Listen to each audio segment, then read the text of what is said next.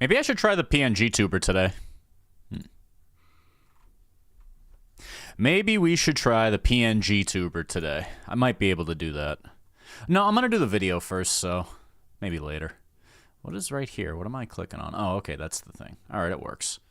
Nice, live stream's live. All right. It's time to play the game. Wonderful. Gaming, chatting, there we go. All right. Boom, boom. Okay, it's all up and running. Fantastic. Mostly. There we go. Okay, so that's for chatting later. I got the 30 for 30 list here. There we go. All right, so we just do that. Wonderful, it works. All right.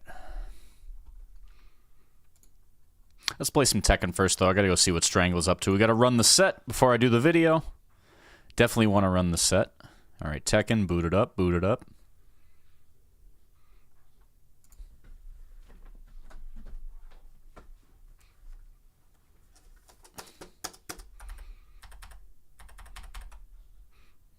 Close the clock over here, close Steam over here. Trying to close as many windows as possible. There we go.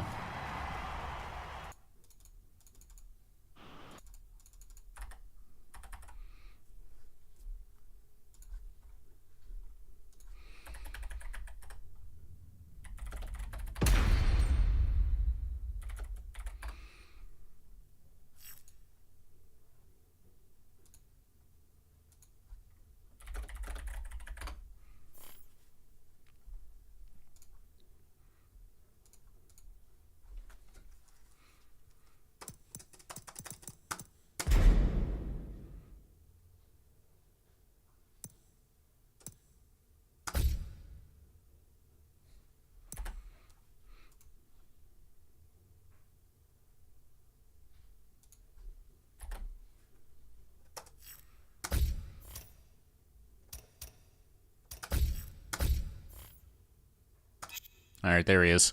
He's invited.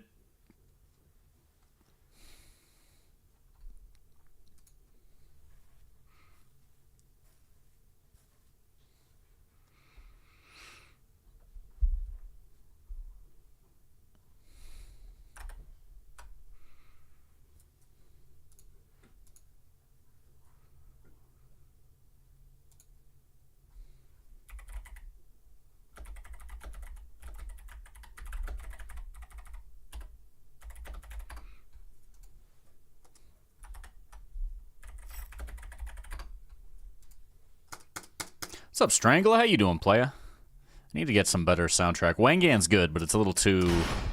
Doesn't take itself seriously, but it's a little too, you know... Alright, let's play a little King. I'm so rusty. But, you know, we let it rock. Let's do a little... Yeah, let's do some Shredder. Haven't played Shredder in a while.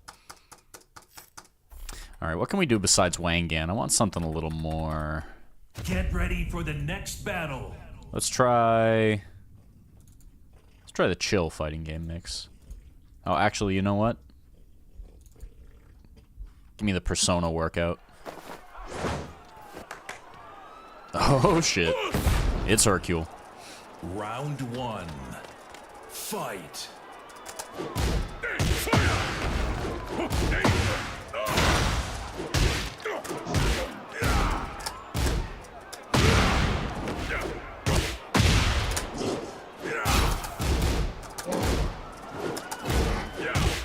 Nice. Get down forward two under the high. Ow, ow. Wow. You know how random that was, dude. You did a jab and then instant wall standing two. Okay, then. That's exactly what you meant to do, I'm sure. Oh, fuck. That was just a bad movement there. I tried to do forward four.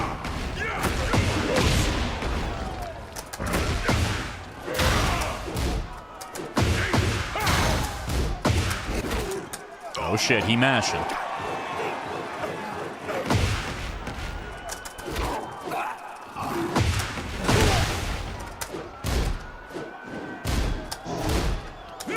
Oh, nice. I gave it away there. That was a bad time to mash. I was looking for a counter hit or a down forward two. I ran right into the circle back four.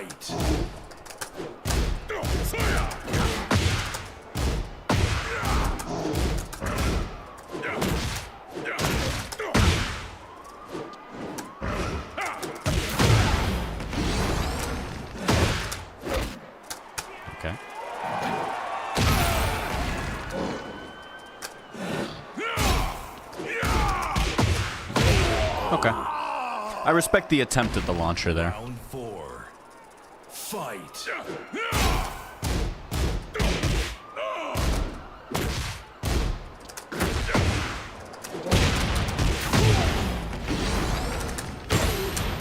Okay, good try.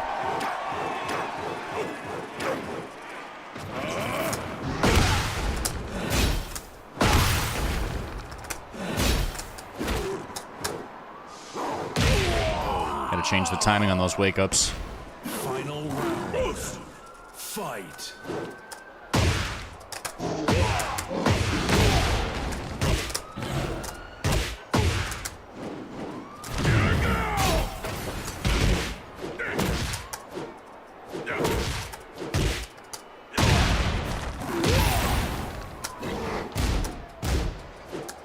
Oh, a little bit of lag there.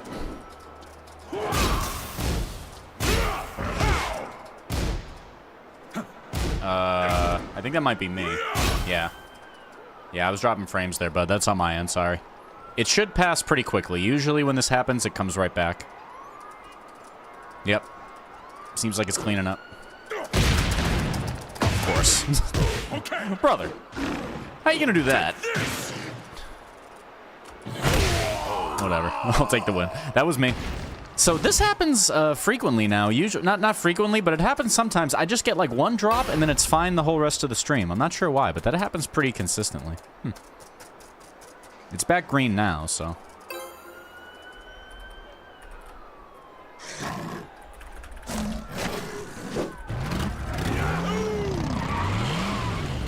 Yes. Round 1. Fight.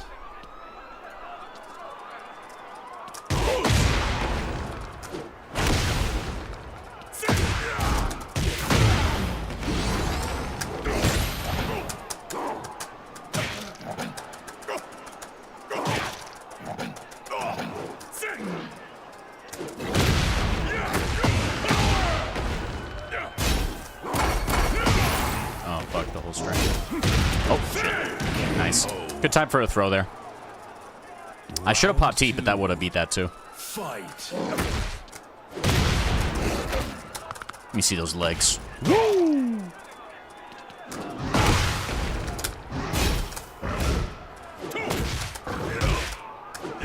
Nice. Good down forward two there.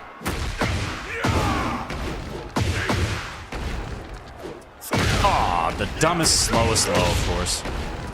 Not bad.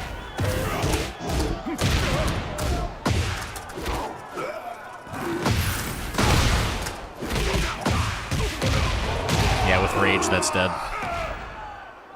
Round 3. Fight.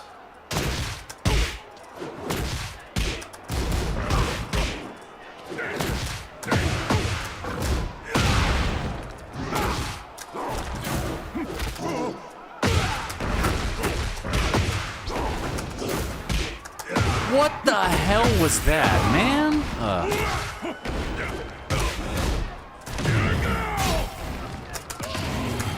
Had a feeling. I had a feeling he's gonna do some whack nonsense. I was expecting like a sidestep quarter circle forward, forward 2+1 or something goofy. So I'm gonna sidestep, I'm gonna rage out immediately and accept the consequences. 4. Fight.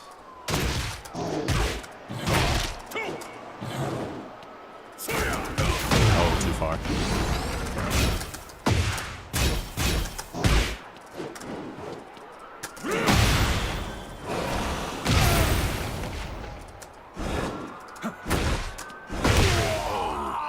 Sobot kick. All right. Trying to keep it simple.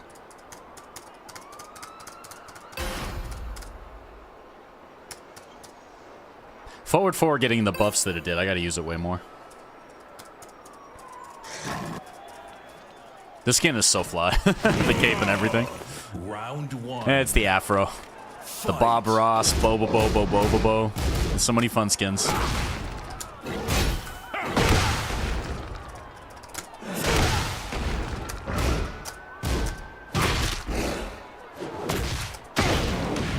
Nice low parry. Saw my dick jab coming.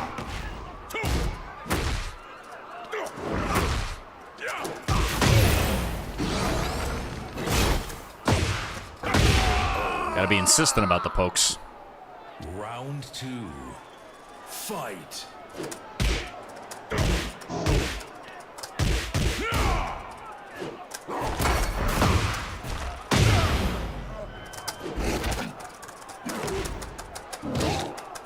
Sharpshooter.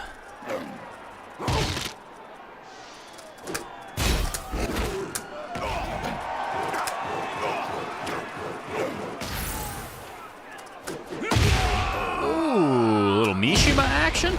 Round 3. Fight. Oh, fuck. Nice back three. Damn.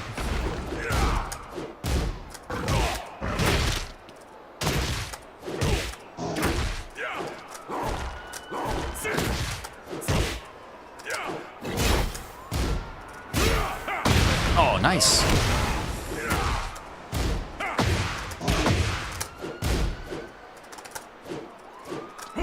Oh, fuck. Okay, okay, okay.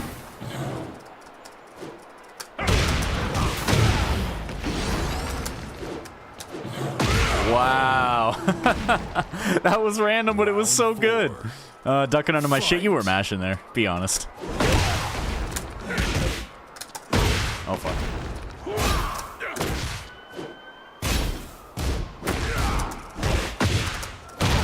That wasn't real.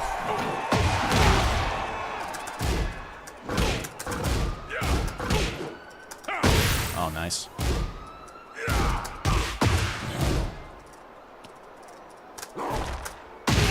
Okay. See, that's where King becomes really tough, is making a comeback on him when he's got a life lead. He can just spam armor. He can do giant swing. If King gets a life lead, he can play defensive and make your shit miserable. He's a really good defensive character, just like Jack.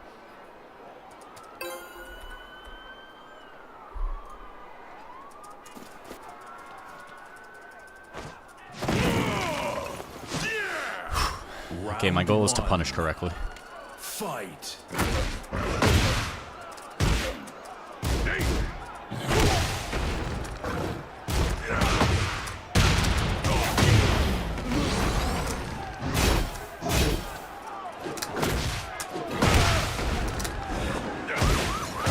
Oh, nice. Oh, nice down back two. Uh-oh.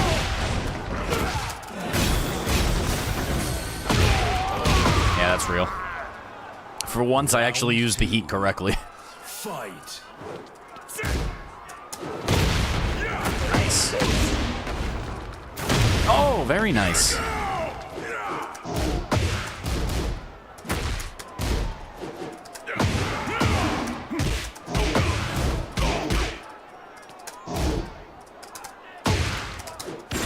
Okay, I was waiting for a parry. Or something like that. Power crush.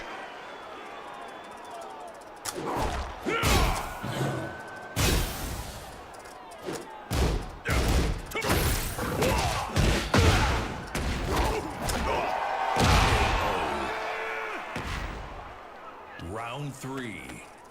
Fight. Oh, fuck. What a good range.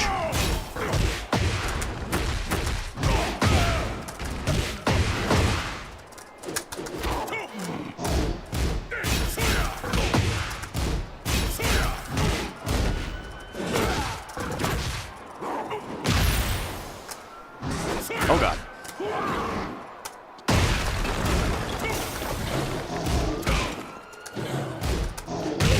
Okay, I was just mashing my ass off at the end there. I was throwing out random-ass pokes.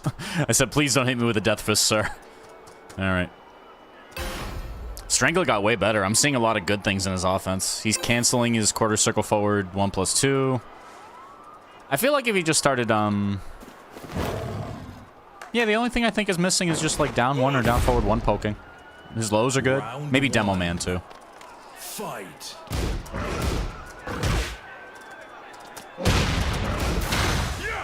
Oh, fuck. Yeah, there you go.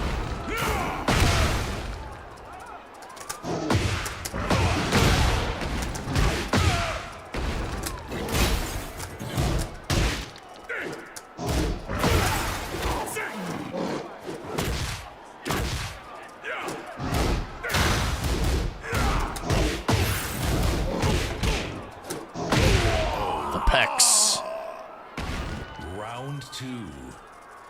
Fight.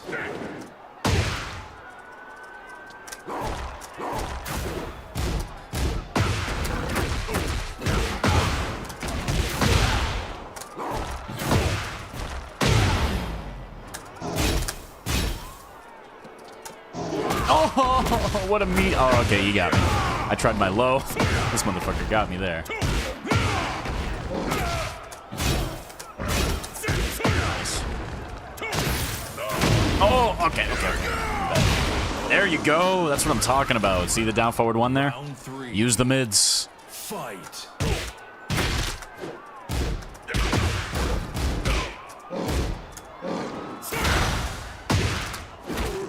Oh, the good giant swing. I'm working on it.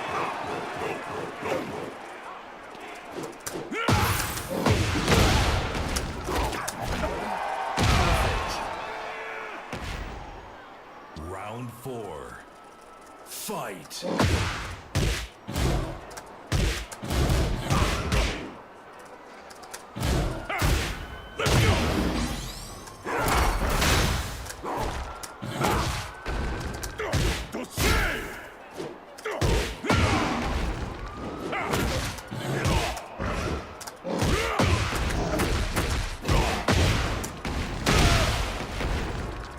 Oh, okay. Nice shredders. Nice shredders. That was really good. Got to make decisive action like that. That was a good choice. I was trying to get in and poke. Fight. I think you hit a button there. Oh, nice punish.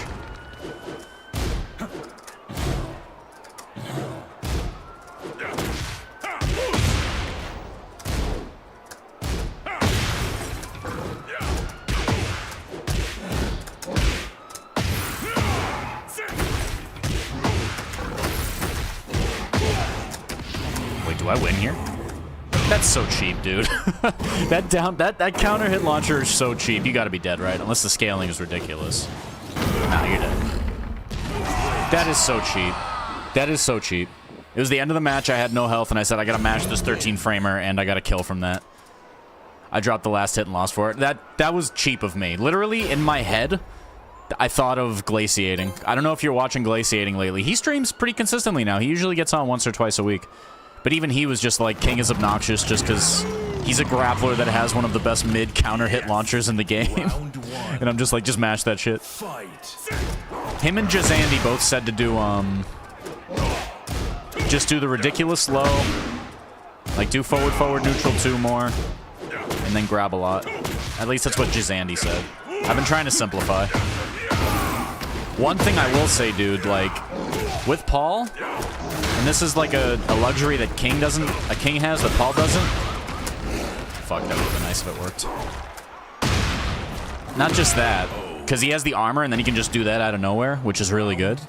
But one thing that really, really makes King better than Paul in the small Tekken, I shouldn't say really better, you just gotta use backsway while standing 1+2 of Paul, is this shit right here. These jabs.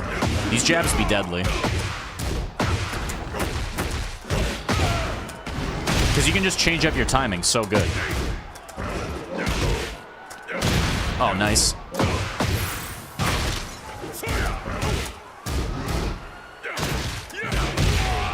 I see right there. That's pretty good for if you're minus frames, but you want to mash out of it. Fight. Nice. Oh, very nice.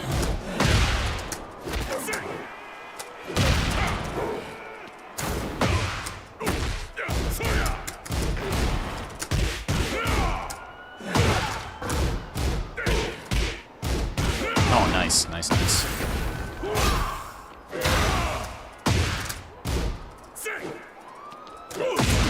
Very good.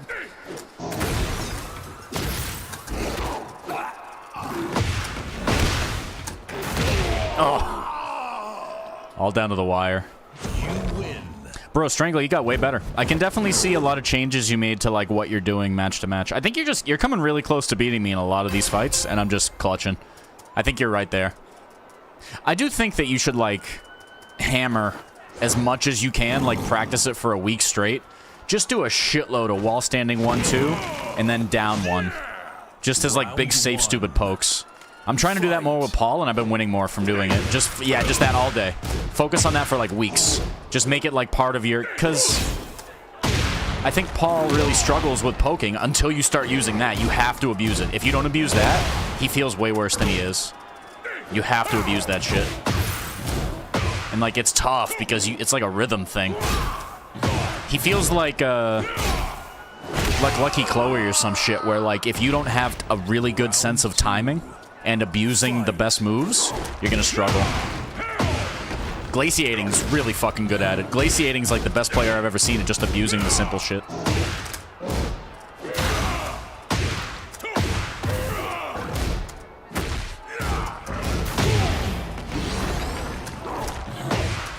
What? That tracked.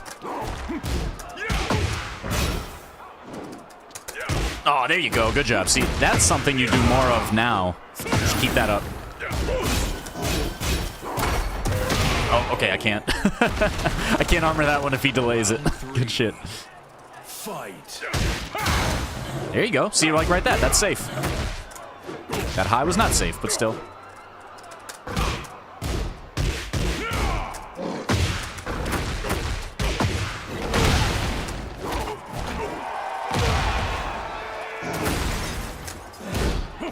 Oh, nice choice. Okay, okay.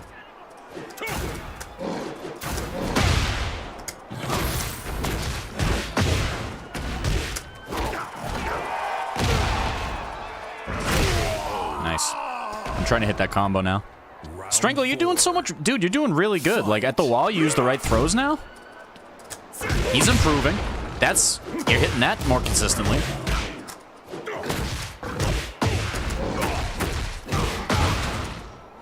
Wish that had hit. Oh, no. Get off me. Get off me. Oh, he's not getting off me. That's a one break. Ow. Oh, God.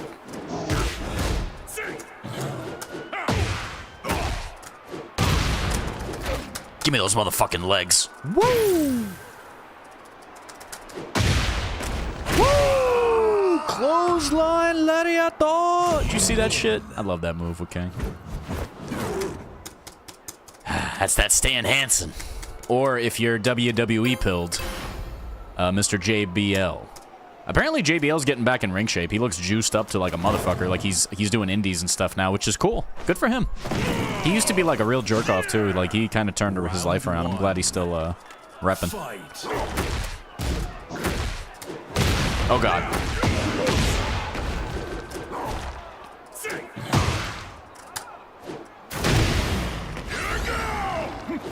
No, get off.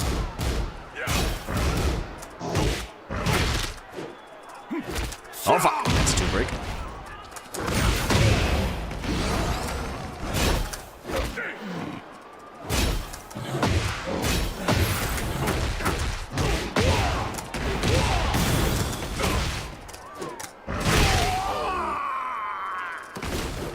Round two.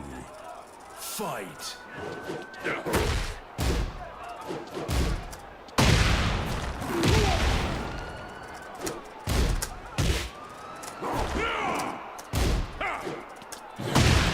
Oh, okay. See, that's where Paul's tough. You can just get caught by shit mid-sway. Unless you're... Oh, fuck. Okay, nice, nice, nice.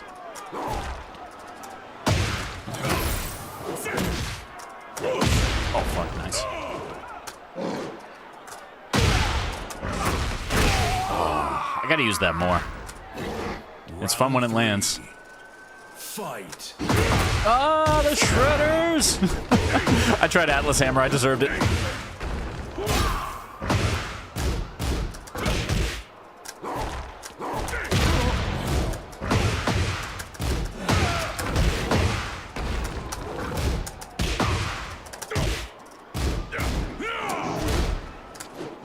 Oh, nice punish, nice punish.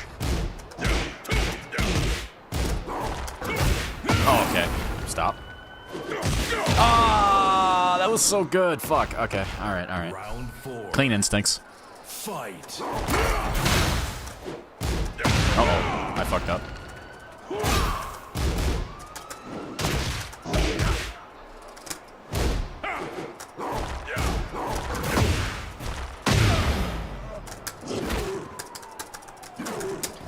Boston Crab Walls of Jericho. Nice.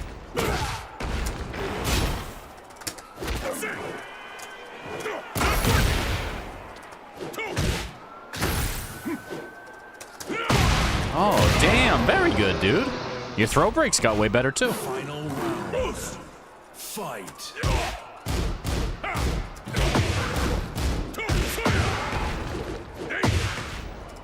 Oh, why did I wake up? I mashed. Gotta stop pressing buttons.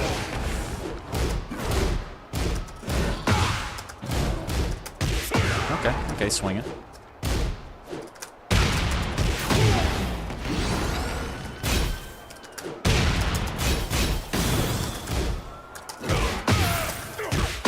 Ah, respect. I just overwhelmed him with buttons there at the end. I had to use the heat there. Had me on the ropes, though. Those two really brilliant rounds, dude. Now, I picked Paul back up, and I stopped playing a lot of side characters. I stopped with Jack, I stopped with Claudio, stopped with Kazuya. I'm just going for fun maxing next year, so King and Paul are definitely the most fun characters I've played in this game. So that uppercut, that's -10. This one.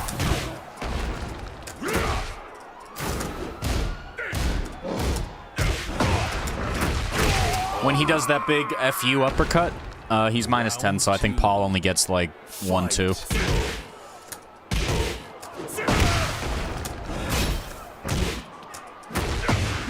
Nice. Uh-oh, whoops.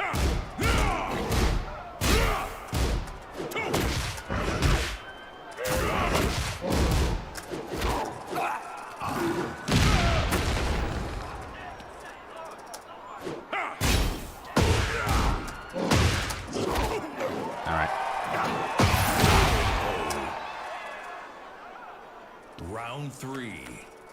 Fight. Oh, God. Shit. Oh, why did I duck? I'm a friggin' idiot. All right.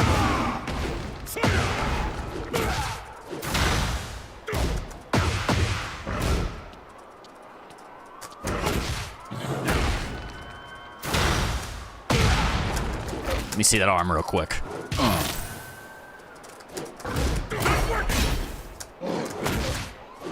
Oh, shit. Nice movement. Ah, all right. I could have guessed on that one. Smart choice. 4. Fight.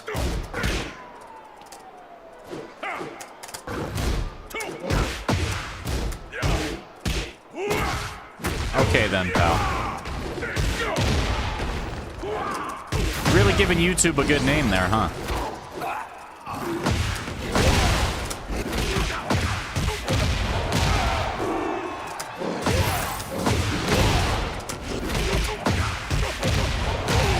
Hang on, what the hell did you just say in my chat? That's the first thing you said? You're on YouTube? I'm being honest? Well, you can go be honest somewhere else. What the hell is wrong with you? Yeah, man. Do me a favor. Yeah, let me see your channel real quick. Are you talking this way? On, like, other channels? 1 second, Strangle. I got somebody... Yeah. Channel created... 2022? And you're getting on live streams and that's the first thing you say? You're too sensitive? That's the first thing you say? I'm just shocked. You're the first person I've seen type in my YouTube live stream, and that's the first thing you say. That's crazy. Well, you can go have fun with your, I want to talk racism, but I'm too afraid to talk racism somewhere else. Let me just ban you real quick. I appreciate you coming by, but, get out of here. Thanks. Let me just see. How do I do this? This is good practice, though. I get to see how to do this in the chat. Yeah, view channel. How do I do this now?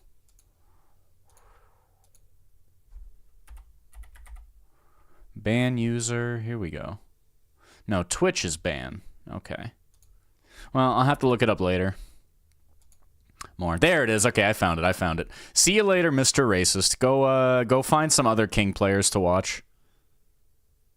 Ban user. There you go. All right, you're banned. Banned from the channel. Fantastic. All right, there we go. Strangler. I'm going to do bong load right now quick. Yeah, go for it. Dude, this is the first guy I've had in my YouTube chat. The first thing he says, finally, a non-black king main. All the other king players are a certain rap word song. I'm being honest, you're too sensitive. That's the first thing on the YouTube chat. Yeesh. Yeesh. I don't know about that, man. I gotta throw some socks on. It's cold. Good idea, brother. Actually, yeah, just leave the lobby. I'll go join you for that. Let me go take a quick stretch and a break. Yeah, brain rot, boys, dude. I would expect those kind of comments from like a YouTube, like a shorts feed, but regular YouTube? That's why Twitch culture is a little better because of the whole banning in the chat. However, with the new era of streaming I got on here, I do have the YouTube chat up there, and I just learned how to ban people, so that is very handy. So if somebody comes up with some dumb shit like that guy, now I know I can easily ban them thanks to StreamerBot. So that's I'm really glad that's working out so cleanly. So hey, we learned something new today. It's easy to ban shitheads with the new system. Hey bro, that guy is a well-known racist in the Tekken community? Okay, first of all, thank you guys for coming by for the stream. Second of all, what is going on? Does he just check out... Is that like his hobby? He goes to Tekken streams and he's like, wait a minute, let me see what pigment color this guy's skin is. Oh, I'm gonna have a good time in here. And then he like kicks his feet up and that's the first thing he says. Thank you, Droopy TV. I appreciate you. I have been working on stuff with Paul. This is Strangler talking. He's been calling people the hard R since Tekken Tag 2. I appreciate the commitment to the bit. That's it. He just... What do you think he does in life? Like, what do you think his job is? I hop in here to hear you talk about somebody being racist. I was just... So, I've been streaming, multi-streaming, and it's working, finally, on YouTube and Twitch. And this is the first day I've seen something pop up from somebody from YouTube, and it was that guy. so I'm just laughing at the boldness of the racism. However, in today's political climate, yeah, it does happen. Who gives a shit, though? Thank you guys for coming by for some Tekken action. Should have told him I was black. I'm Sicilian, so I'm about as close as you can get to black as an Italian man. So, I'm black in spirit, and my stomach is black. My stomach needs weekly rib injections. And I'm not talking black skin pigmentation. I'm talking black Angus. I need Angus beef. Bro, I'm doing homework versus insulting minorities meme. Basically. Anyway, thank you guys for coming by. Whiplash, let's play after this. I gotta go play Strangle. I'm gonna play Strangle in a proper 1st to 5. Strangler, give me 2 seconds to go and stretch and do some Kegel stretches, and I'll be right back for a 1st to 5, okay? You guys, enjoy the commercials. I'll be right back shortly. Yeah, actually, it is pretty hot in here. Okay, we'll get someone to turn that down for you. Seats okay? It's fine, man. Look, when am I getting out of here? Yeah, just tell us the name, man. And this will all be over.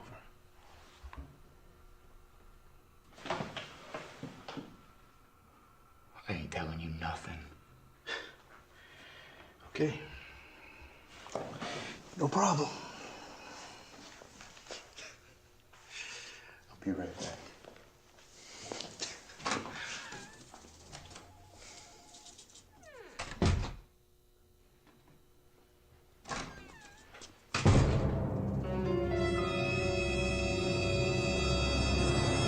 So, ready to tell us that name now? Oh, I can't. They'll kill me. I hear you. It's dangerous on the streets. Hey! That guy right's here, man! It's fine. Just gonna do a little yoga. I'm not talking, man! You. Good God, that's not even possible.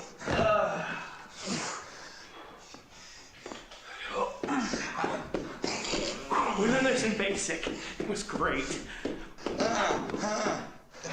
Oh, that's good. Good cop, naked cop. Present? What's this? No. No, anything but that.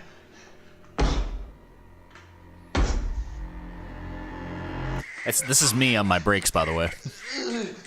I get all the clothes off and do some of them Kegel exercises. His name's Jim Claiborne. He lives at 221 Grove Street. Are you happy? Ecstatic. You guys ecstatic? Because I'm ecstatic. All right, let's get back to the set. Strangler, let's fight.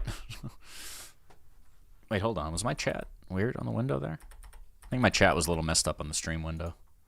Oh, it is.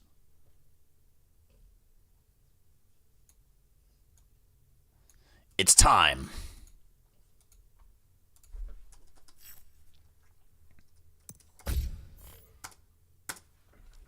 Hope you guys are having a good Saturday. I'm having a great Saturday because I went to work yesterday, and that's a good feeling when you actually get to sleep in, sleep in. I've been trying to reacclimate to my full-time work schedule for about a month. So I should have been streaming more, but unlike my other hiatuses, this was a good final thing. I'm just getting used to working full-time again. All right, first to 5 Strangler. Let's get it. Hope you don't mind, but I'm going to go to the beach stage. Let's try playing a little... we're going to the beach stage. Hugo's wearing a muscle shirt. Let's go. What are you guys playing lately? I'm going to do a review. I'm going to do the big 30-game review video for all the good games you guys should get on Steam for the sale. There's a couple of good ones. I think there's some gems in there you guys are going to really like. And the bonus, they're all going to be $30 or less. So if you want really good deals in this economy on some games, food coma yesterday the whole day, that's a good feeling. Was it leftovers? I still have most of my Thanksgiving leftovers. I kept it light yesterday. I like to wait one day after Thanksgiving before I start tucking into the leftovers. I got like 2 plates in my fridge. Anyway, I gotta beat up this lunatic. Let's go. Too busy selling in Tekken to play other games? Selling what? Your rank? Fight.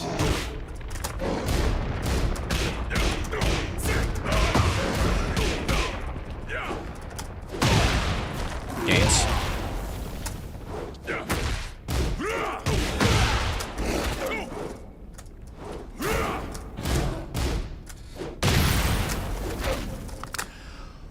Woo! Round 2. Fight. Whoa! What game? What game are we playing?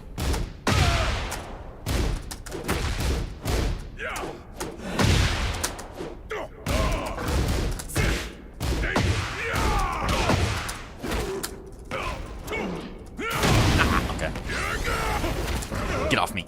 Ah, I was trying to go under that. That was poor movement. Ow. Ah. That's such a Hail Mary move, but I was doing forward, neutral too, so. Round 3. All right. Fight. Let me get a little Walls of Jericho. Thank you. Let me get a little Tombstone action. And then, of course...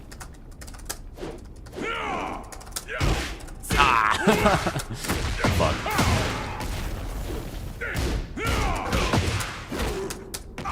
And then let me get a little giant swing that might hit the wall. Nope, didn't matter.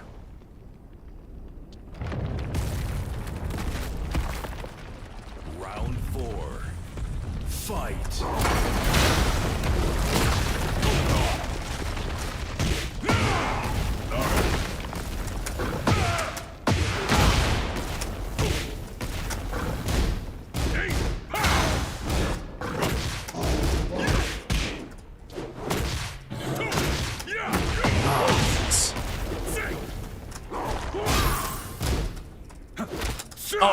Oh, that's a good choice.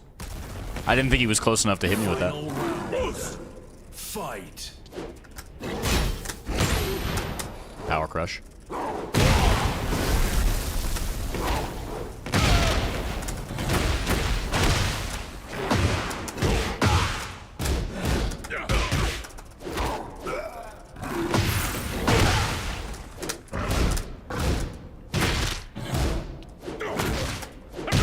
That is so cheap.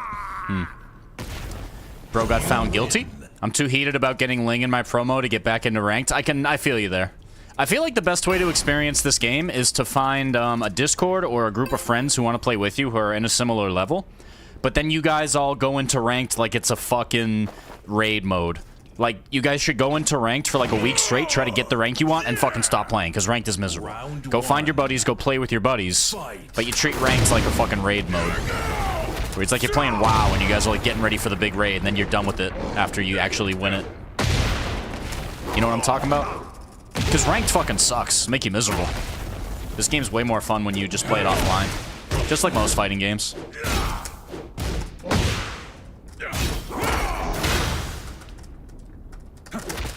son of a bitch. Being too offensive. Yeah, sorry. Trying to talk and play at the same time. Being too defensive. Fight. Tombstone.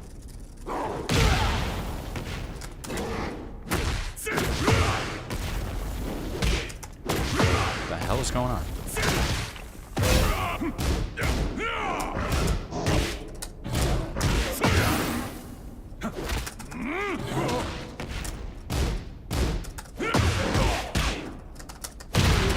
That's wall. Hey, there it is. Round 3. Fight.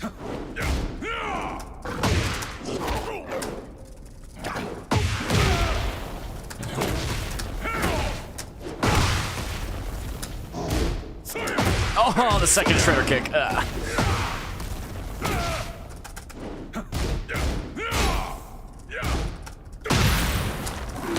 I was looking out for that down forward too. He's starting to use that more, which he should be abusing, because I do that shit with Paul all the time. Just spam down forward too, and people will walk into it. It might as well be an orbital heal, for God's sakes. Muscle. Buster.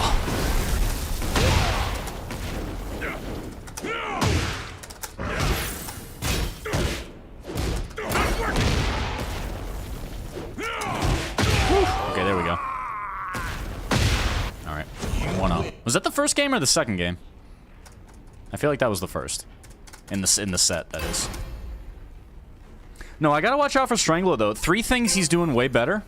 I'm definitely better than my rank, but rank does suck. Rank sucks dick, so I don't blame anybody for not playing it. It's just not fun. It's not. This game is fun. Ranked is not fun. Fight. Because, like, there's no infinite rematch anymore, so everything is 2 out of 3. So I think they ignore, like, the game is too offensive. So first of all, it should, like, be 3 out of 5. Like, this is some Marvel shit, this whole game. This game is like Kusoge. It's like, we're basically playing Tekken BB Tag. It's not even Street Fighter 5. It's like BB Tag, dude. It's just not the best Tekken. But then you put a system in ranked, which is just 2 out of 3, and then you get people who just leave after one fight, and there's no system to, like, prioritize being, like, a good like, player. Like, there's no system that gives you more points if you're honorable or gives you incentive to not be a shithead. You can just quit and get away with it. And the only way you get, like, retribution is if you do it so badly that they can complain about you on fucking Twitter. So Twitter is where they want you to go for support for this game, which is fucking crazy to me. So there's a lot bad about this game, but... Strangle, what the hell's going on? What are you doing? Okay, there you go. You better kill me for that. You didn't kill me. Ah, I should have killed him. No, Strangle, you're better than your ranked. The problem is you... Like, you don't... I don't want to be rude. Brother, you do not punish anything. If it was a punishment competition...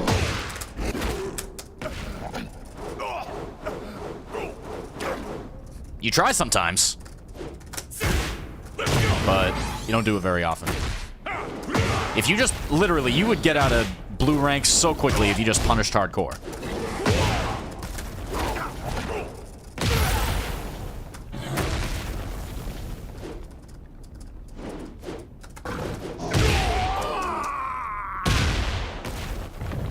Only grinded for Garyu because of the meme and the first person I hit it with PCM. PCM is the god that speaks in the Tekken channel. PCM's legit. He's new, though. You guys are all new to the Discord, but, like, the problem with Tekken is that we lost a lot of people in between 7 and 8. Oh, fuck. Come here. Ah, God, nice. That was really good. High crush. Ah, I can't armor when I don't have any health left. All right, focus, focus. He'll kill me if I don't focus. Fight.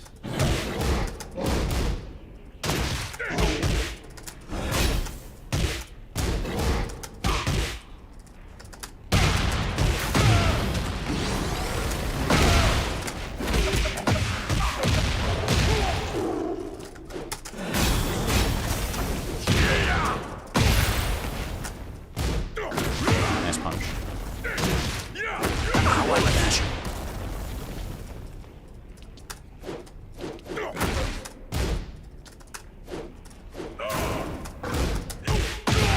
right there. There we go. I just got in when minutes started. It's about ranked, and I agree. Yeah, just there's. You gotta be objective with these games now. I'm pretty. So that was close. I had to earn it there. Did you see? I'm trying to be more safe with the shoving and the simple stuff. So if you do it in long range, King is just. You can play King. King's small Tekken is so fucking good. He can play however he wants. In like a really good way. In this game. If it wasn't for King, I probably wouldn't play this game, if I'm honest. Paul's close. The two characters you see on screen right now, this is why I don't mind Tekken 8.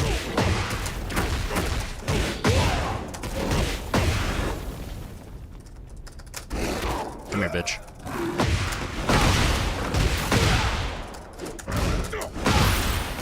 Oh, God. Arigato! I'll show you. Nah. Yeah. Round 2. Fight.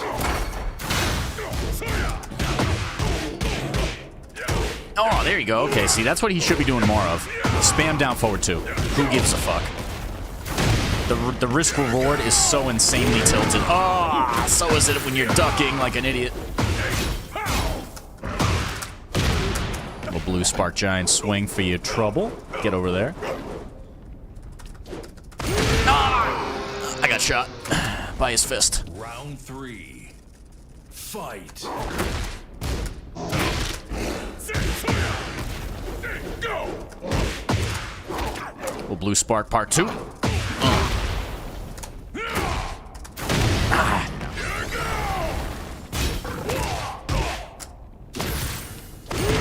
What the hell?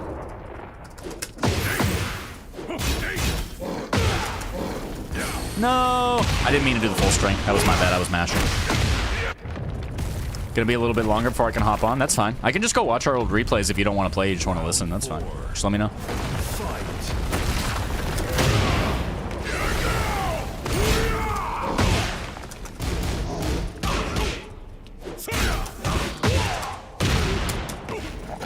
That might hit wall. Yep.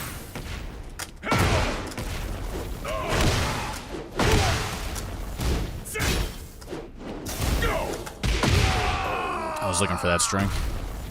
Final round. Not a bad choice. Fight. There you go.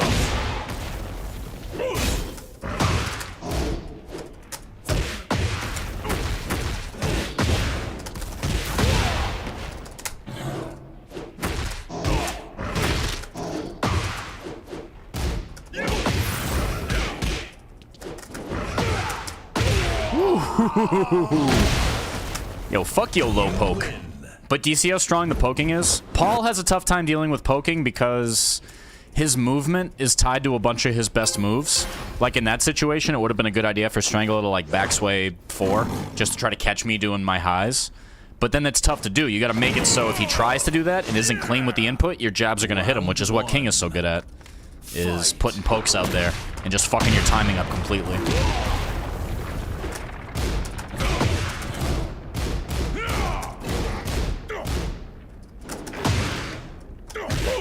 Nice.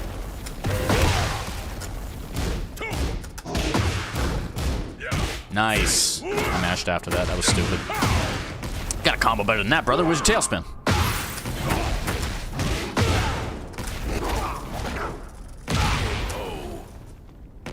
I'll be honest, doing some upkeep. Round 2. All right. Fight.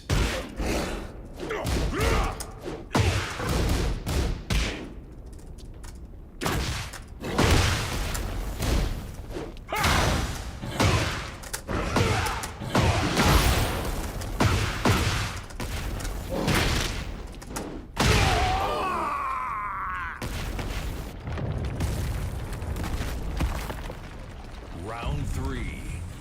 Fight.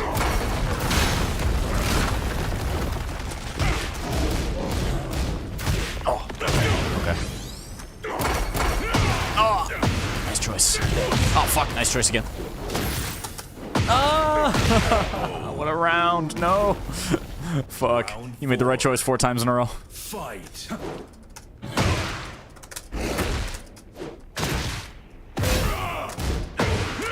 Uh-oh.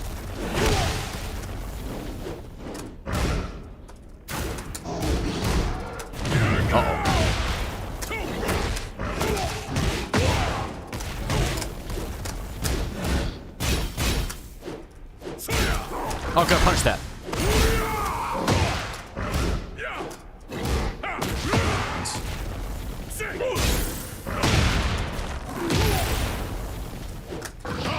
Fuck! I hit a button. Good choice, good choice. Strongest in the universe. The hardest of guesses. Successful. A little too aggressive on my part. I was patient for most of that end of that fight until then. Fight. Ow. Fuck. Oh, shit.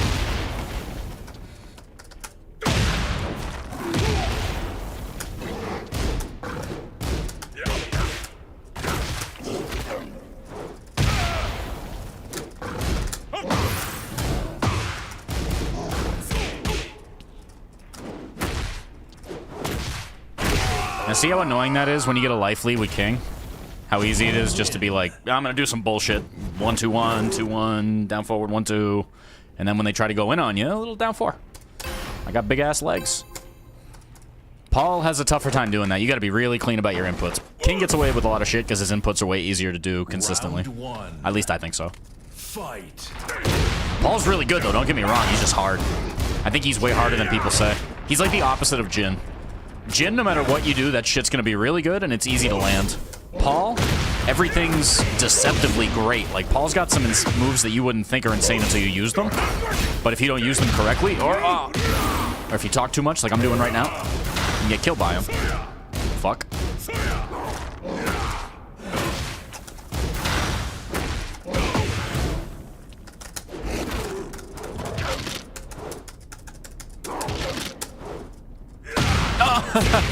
He didn't like that. He said, you just try RDC on me, motherfucker? I said, no. No, sir. And he killed me.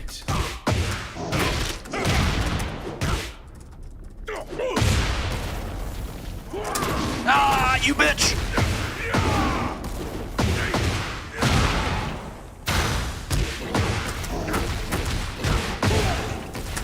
What he doesn't know, chat, what he doesn't know is that I can't give him the dub. He's been trying for the dub for the whole stream. Can't give him the dub. I can't give it to him. He's got to earn it. You gotta earn it!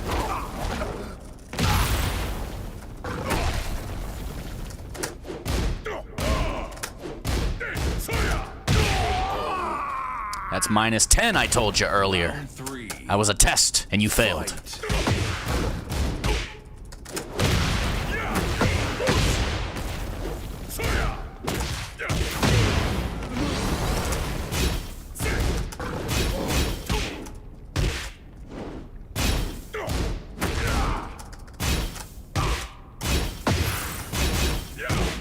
There you go, finally. There we go.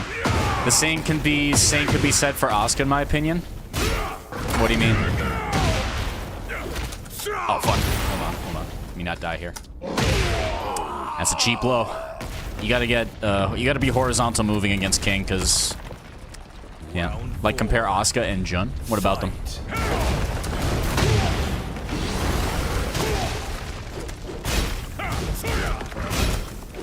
Nice. Oh, that was so good. Nice job. Okay.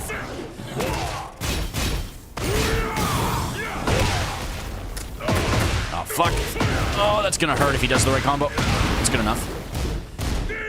Nice. I should be dead here.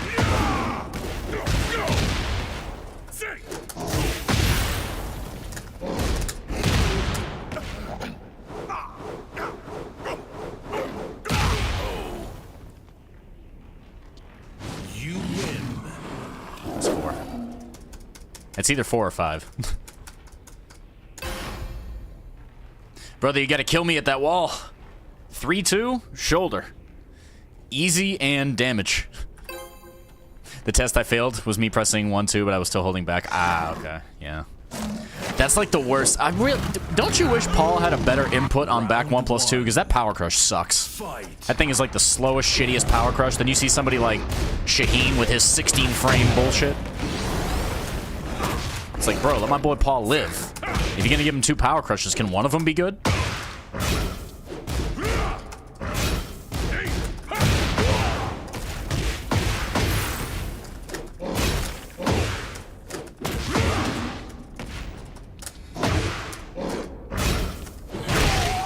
Nice. Fight.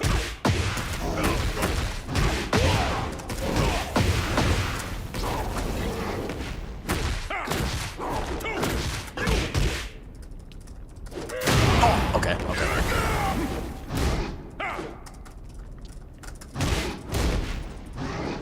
Oh, nice punish. All right.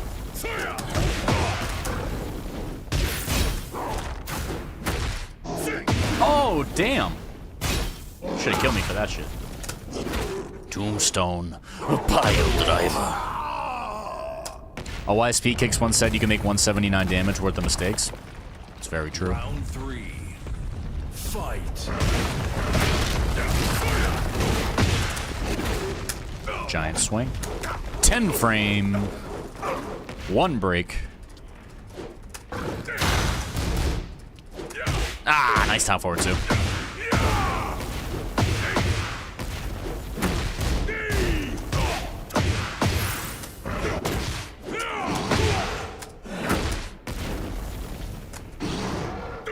I'll show you. You're in timeout. Go over there. GG Strangler. Accident on Rage. I had one of those earlier. It's alright. GG's. Hey, you got a lot better. We just gotta... Paul's tough, man. What can I say? I was playing him last night off stream, and Paul's tough. At the end of the day, it's just practice and timing. You did get better, though. You got me close in tons and tons of fights. I really had to change up my game plan, and I was trying to do the simple stuff. I didn't really do any crazy combos or anything wild. Too wild, I guess. GG's, though, Strangle. I'm happy to get matches. By the way, if you're into Virtua Fighter, I'm playing that, too. So, Whiplash, did you want to play? And also, Flugy, thank you for stopping by, and anybody who was around. About to be on at 5:10. Cool, we can get it. Yeah, I'm barely playing ranked anymore. I want to get King to, like, Tekken. I want to get King and Paul to Tekken God Supreme, and I'll do that some week, but I want to wait until Season 2, because I don't really like Season 1 of this game, bro. There's other better fighting games I could get ready with. Virtua Fighter, I'm going to play 5. I could play that with some buddies. We can learn Brad. I decided I'm going to play Brad in that game, because he's literally an Italian Muay Thai guy, and I like Muay Thai, and I'm Italian as fuck. So, might as well. Also, I've never played a Muay Thai character. Unless you count Dan Hibiki, because he's technically Muay Thai. Speaking of which, let me practice some combos while I'm fucking around. How are you guys doing today? Are there any other games you're playing? Because I'm getting very excited for Path of Exile 2, which comes out next Friday. So we're T-minus 6 days. I don't know if you guys know this, but I think I'm going to drop the old 500. I think I'm going to drop the old 500 on Path of Exile 2 and go all in on Path of Exile 2 next year. Because that's the kind of game I've been waiting for my entire life. Basically, they gave a really, really good PC ARPG, a controller, like full WSAD movement, basically, so you can play the game with controller. And then they also made it free to play. And on top of all that, they put all the systems from a bunch of my favorite ARPGs of all time in the game. They took stuff from Grim Dawn. They took stuff from... I think they took a little stuff from Last Epoch. And then they obviously had their own stuff. And then they had Diablo 2 inspiration, obviously. This is the Torchlight, everything. Everything you could ever want in an ARPG is in this game. And I'm sitting here just like... I didn't even like 1 that much, but 2 looks like everything I've ever wanted. So I'm all in. I could play... Speaking of Muay Thai... I could play my boy here. But I wanted to practice some Paul combos because I was fucking him up the other night.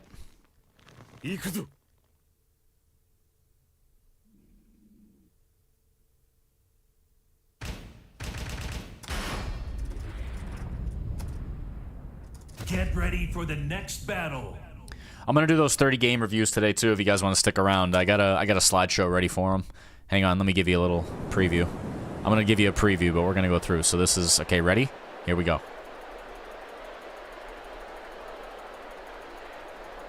Alright, that's all you get. Alright. So that was the preview of later today. We're going to review 30 games for under $30 that are godlike enough and probably deserve your money.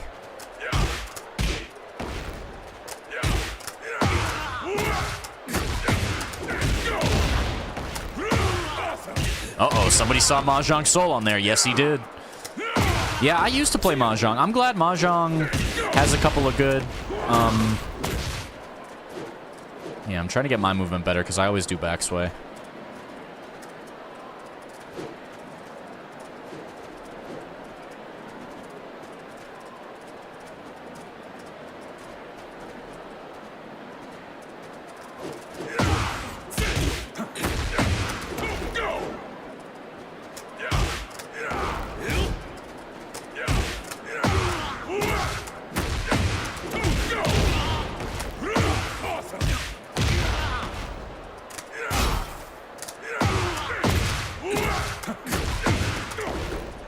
Also, because you asked, tomorrow's a really neat day. What's up with that?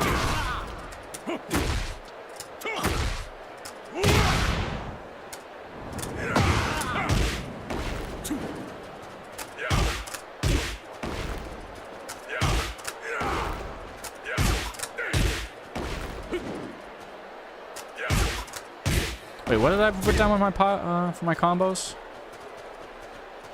Oh, okay.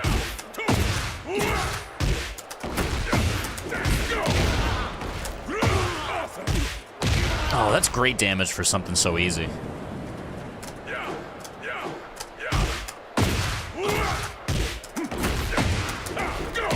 I guess it's not that easy.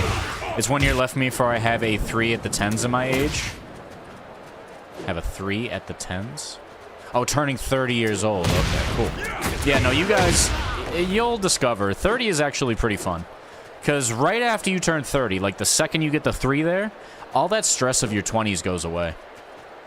Oh, tomorrow is 29. Okay. Well, enjoy the last year of stress, because it gets way better in 30. And I will tell you this from experience. My life was horrible. Like, I'm not even joking. The last 4 years of my life were like a real struggle for a lot of ways. Not just because of COVID and losing family, but because I was a caretaker, because I did so many things. But even in the worst of the worst times in my life, I felt better. Because I hit 30. So a lot of that worry about what you're going to be and where your life is going in the 20s, as soon as that 3 goes in from the first number, guys don't talk about this enough, but it's like, you just know who you are. I think I've heard maybe one comedian, I think it was Nick Mullen, mentioned that, and I said, oh my god, I feel the same way. And I said, that's the first person I've heard vocalize that thought. Like, when you get 30, like, you know, people are like, oh, I'm 30, I'm old, ha ha ha. I'm just like, no, you know who you are now.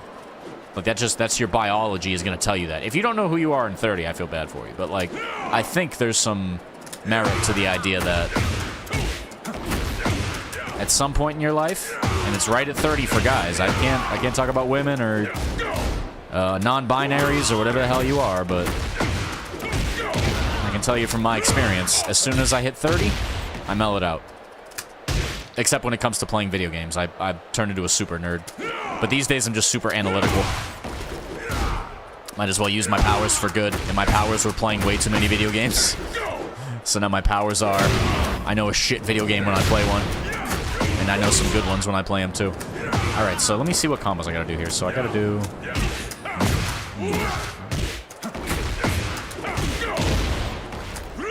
Yeah, that shit's really good.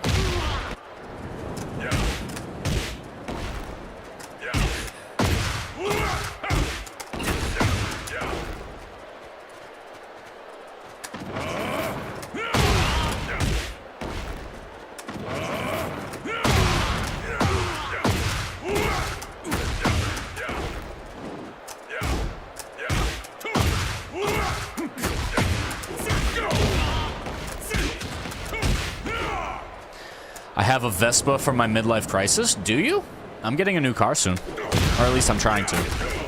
I'm looking for a Mazda 3 stock.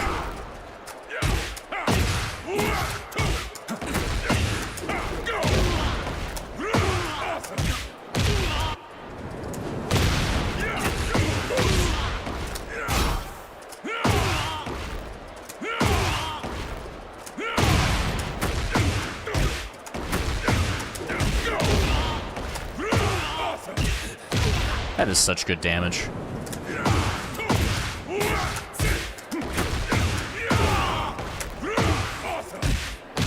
That's not even that much less. Simple combo is good.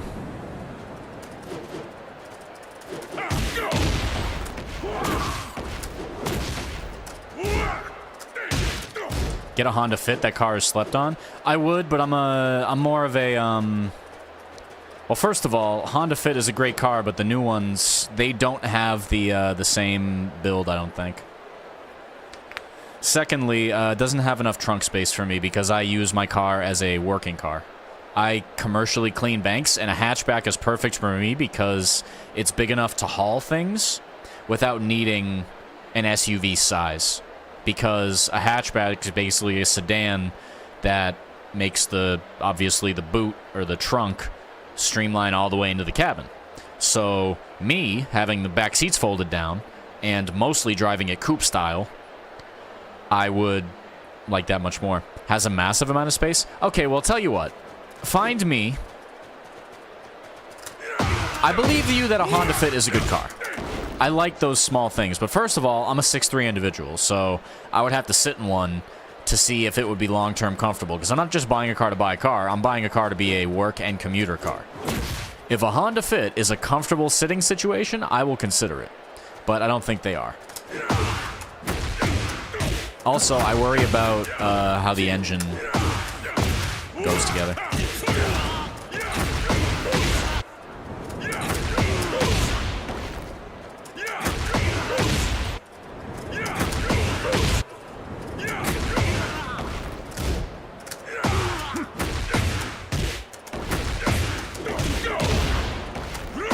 In the research I've done, the reason I like the Mazda 3 a lot is for many reasons. I have one for the most part. Seats folded down. The Fit has 53 cubic feet of cargo capacity. That's good. There are other concerns. First of all, does Honda make a like 2024 version of the Honda Fit? Or is this just one of those things where it's an old car they don't make anymore? Because I've been disappointed by Toyota. Recently, Toyota's shitty. Mazda's been consistent. I've had a Mazda for a long time. I've had a Mazda 3. I have the car I'm talking about. But the more I went into shopping looking for cars, the more I'm just like, let me just get the same exact thing I got before. Because the demand for the car is low. I think it's still in production. If you could check for me, I'd appreciate it. Either way, let me know when you're ready to fight, because I'm just waiting to fight you.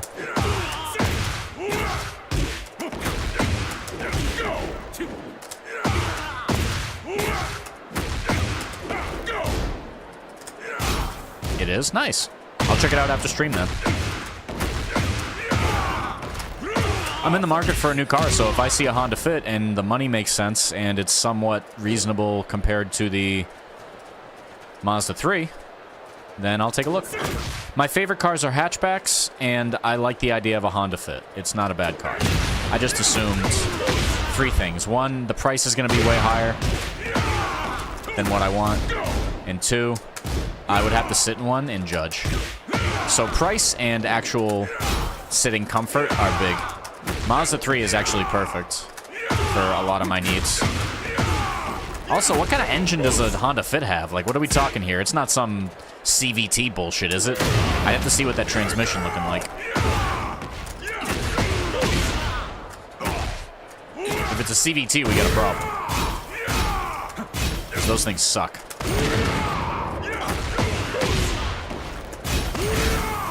K20A, I'm not sure what that is.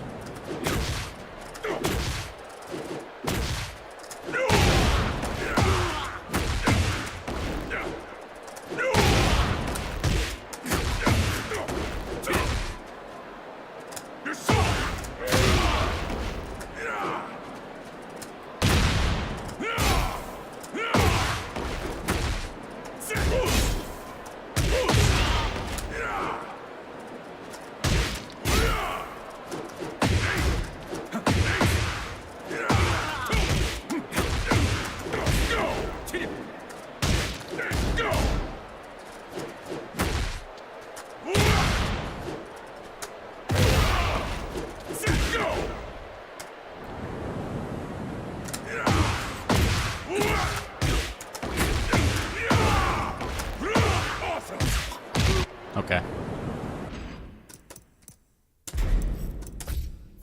Oh, Whiplash, hold on. Let me see if I can add you from the menu so I can just invite you the old-fashioned way. I should be able to do it from replays, shouldn't I? Yeah, my replays. Go to yesterday. This guy, the Grongler. Show player 2 profile. This should work, right? Yeah, of course he's got some swimsuit in the back. Alright, so I can do Tekken 8 friend requests. There you go. Alright, it's sent. Hey, Whiplash, check your friend requests, and then I'll throw you the invite for the lobby, amigo. Hope you guys are doing good today. I'm pretty turned up. Like, I'm having fun streaming today. I'm gonna be able to record my video, and then I'm gonna go hit the gym and get some nice dinner. So I'm having a good day. I'll probably play some off stream tonight too.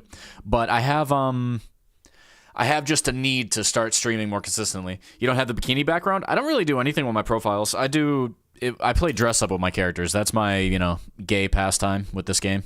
You gotta be a little gay. This game's super anime, and I don't know if you've seen the male leads in this character, but just take a look at the male and female roster of this game, dog. This game is made for the gays, and I'm right there with them. Look at the guy I got in my menu, dog. Look at this guy. Look at this guy. Look at this dude. What was I gonna do? Oh yeah, customization.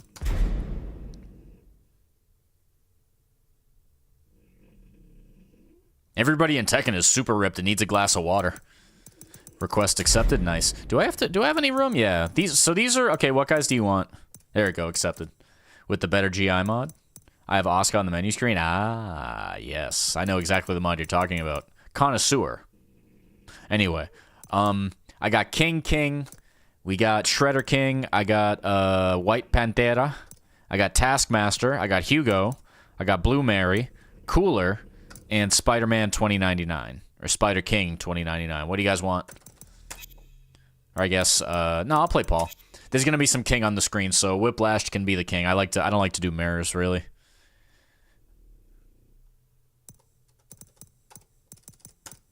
All right, session going up.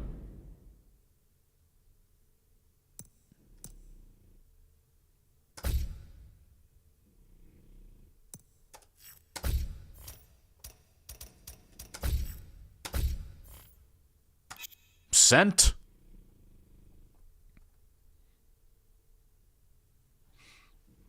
Let's run the fade. Let's go. Now, for the record, he might kick my ass because I'm very rusty with Paul. And he was beating me up pretty good yesterday. So let's see if I can keep the 2-0. I'm going to turn on some Guilty Gear.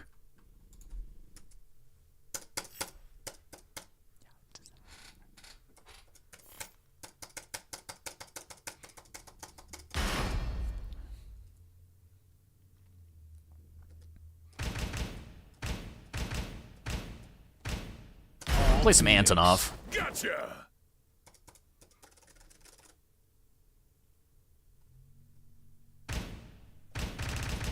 Let's go to the beach. Oh, and whoa. Get ready for the next battle. Get up to rock.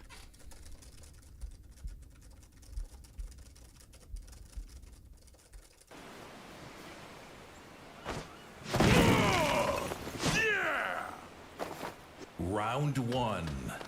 Fight.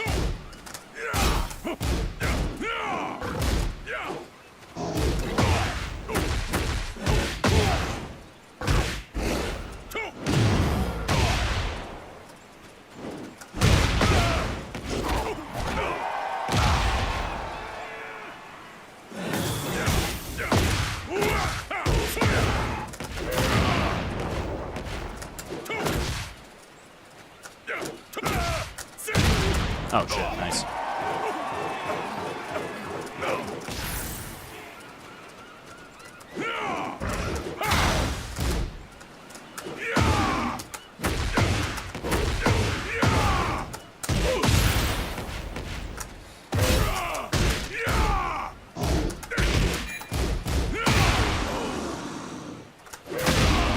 Round 2. Fight.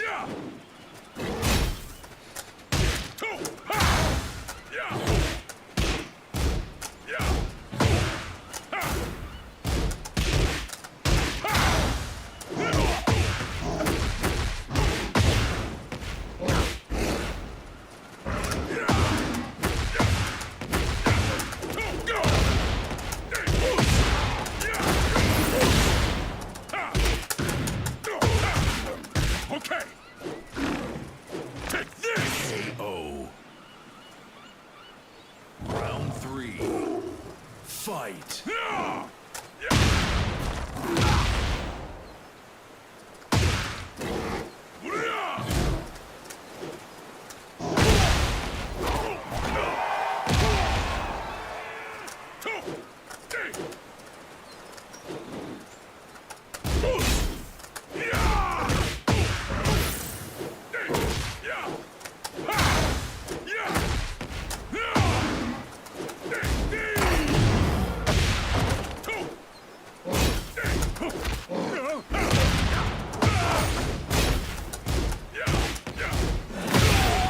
Bad step.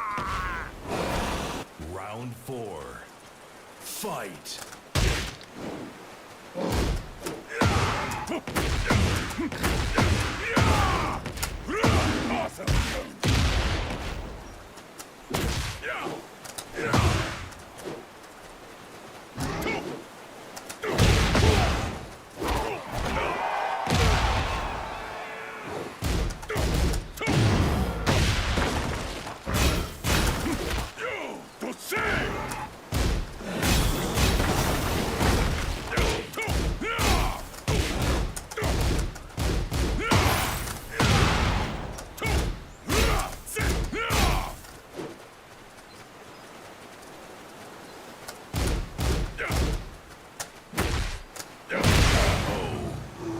See there, you're trying. Okay, I don't want to give advice until we get a couple matches in.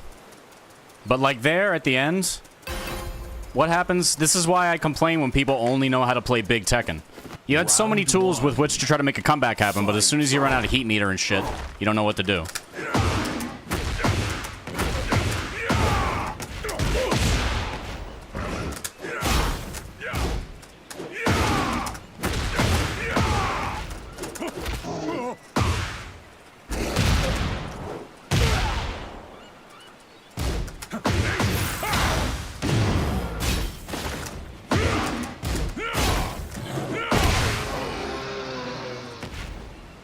Round 2. Fight.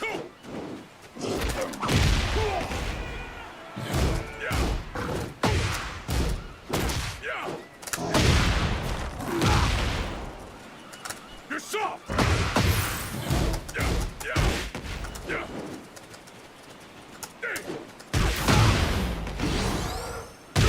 That's better. I don't know why he did instant while standing one, but alright. 3.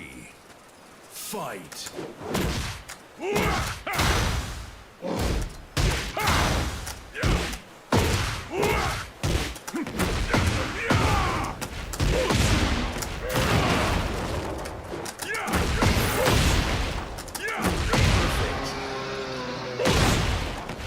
Round 4. Fight.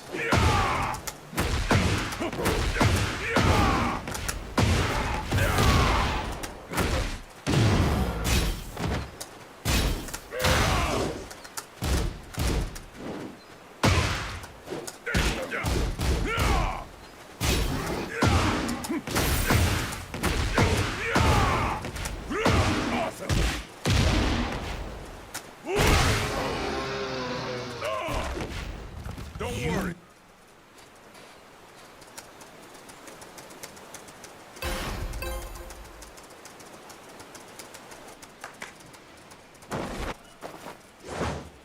Round 1.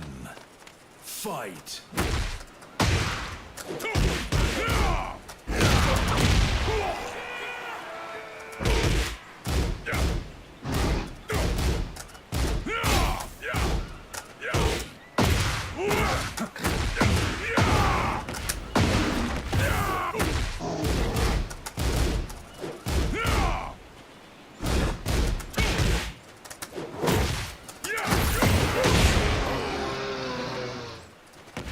Round 2. Fight.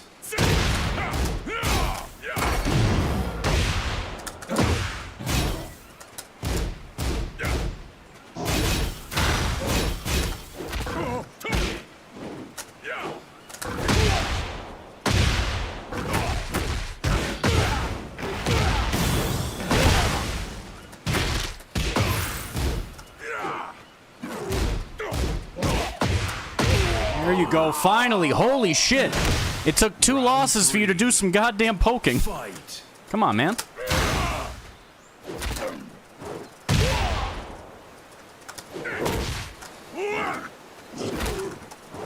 Alright, one of those fights then.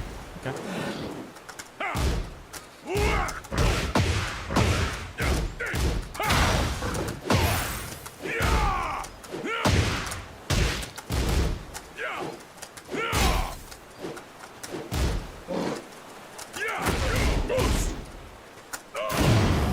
Nice. Good job. Round 4. Fight.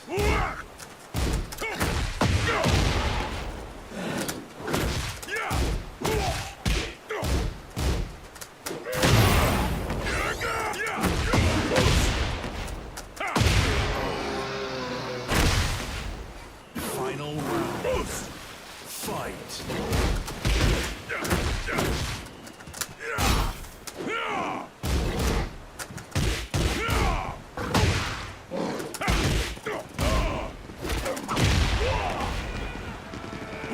Oh, what am I doing? Why did I jump? That was so stupid.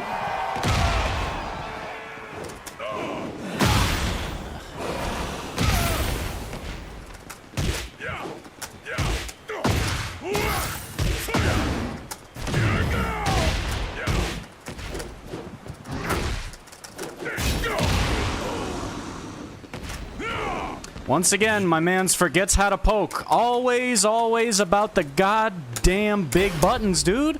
You got all these pokes. I spent the entirety of the early stream beating up a Paul with the pokes, expecting you to come back and play the same matchup. You didn't learn a thing. And I applaud you when you do the right thing, and then you go right back to doing the wrong thing. Come on now, man. Step it up. 1-2-1, 2-1. Down forward 1-2. They're really goddamn good. And down forward 2-1, you can duck that shit.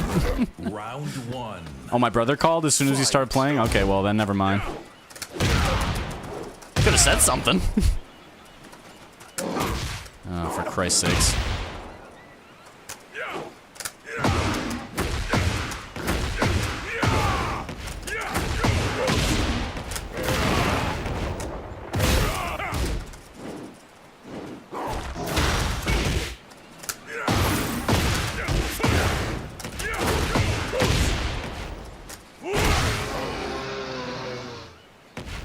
Round 2.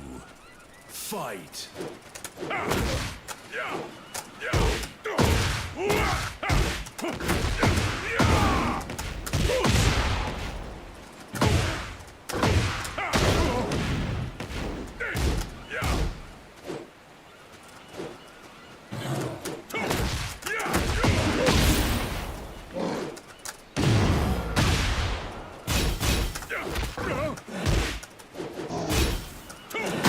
Well, damn.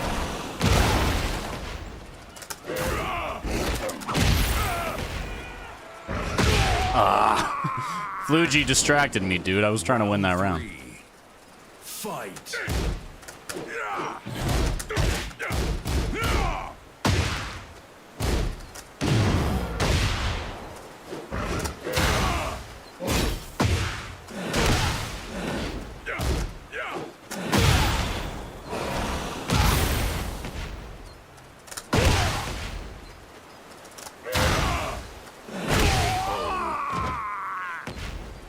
Round 4.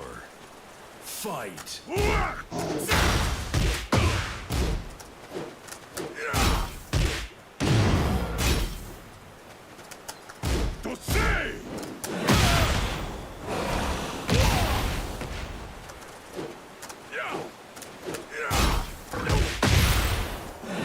Oh, nice. Good round.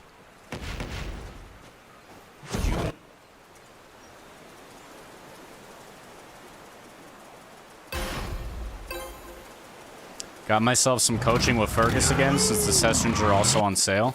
Okay. Cool. Round 1. Fight.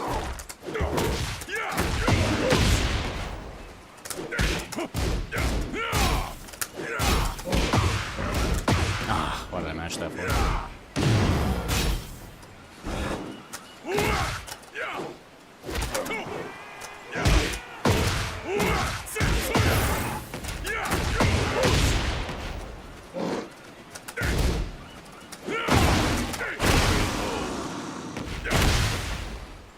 Round 2. Fight.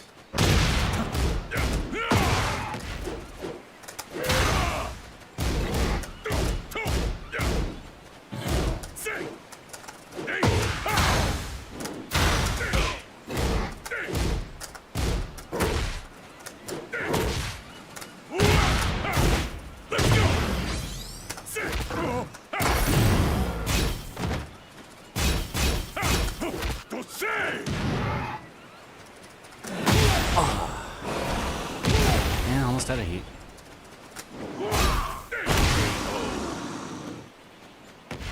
Round 3. Fight.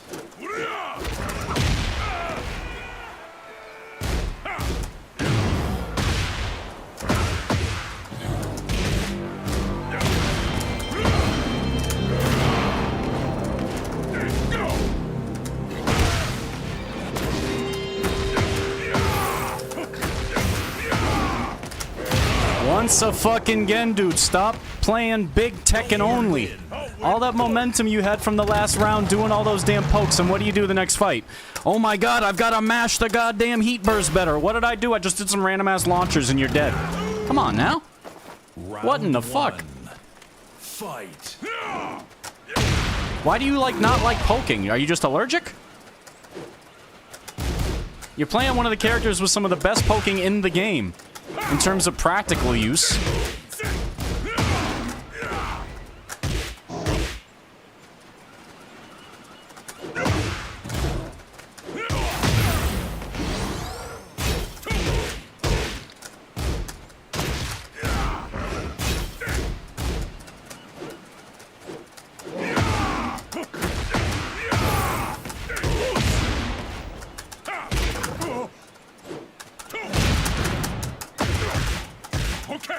Once again. Too busy mashing that heat smash. Too busy mashing that heat smash. God forbid we do a forward 3. Fight. Maybe a down forward 1 in there.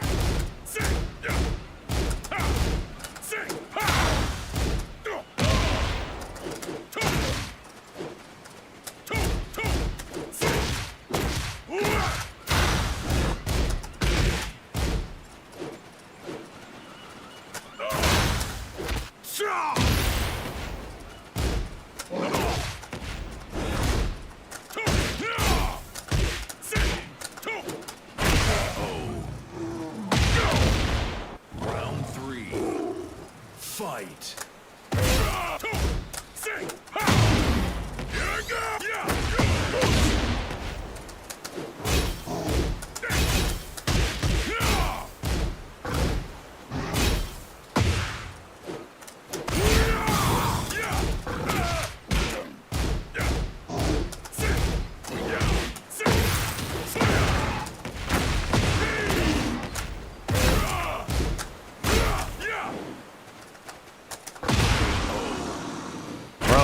When you're in that situation, You win. why do you not like jabbing? Jabbing is one of the most important tools in the game. And your king has jab strings. He's got a 2-1 that's a high mid that's still 10 frames. Why don't you like using them at all?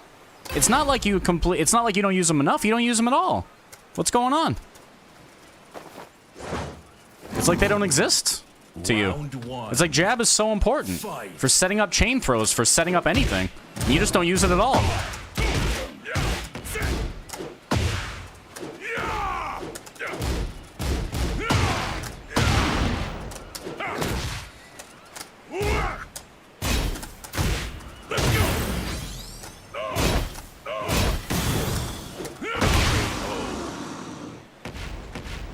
Round 2. Fight.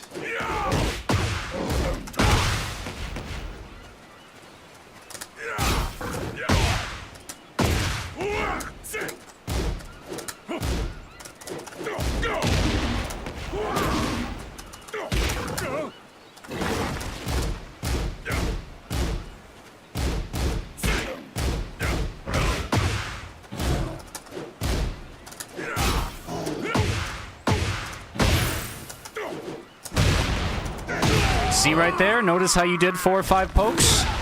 Poking is not just, oh, this move is going to hit. It's the fact that you can change up your timing with it. If your timing is only using big stupid moves, and then you have to get into a situation where you got to make a poke happen or you don't have access to heat, you got to be able to make an offense happen out of nothing. So you got to be able to check people. You got to be, yes, like this. You're doing it now. See, right there. That's it. Little 1-2, little move a little bit. Get their timing off. Make it work.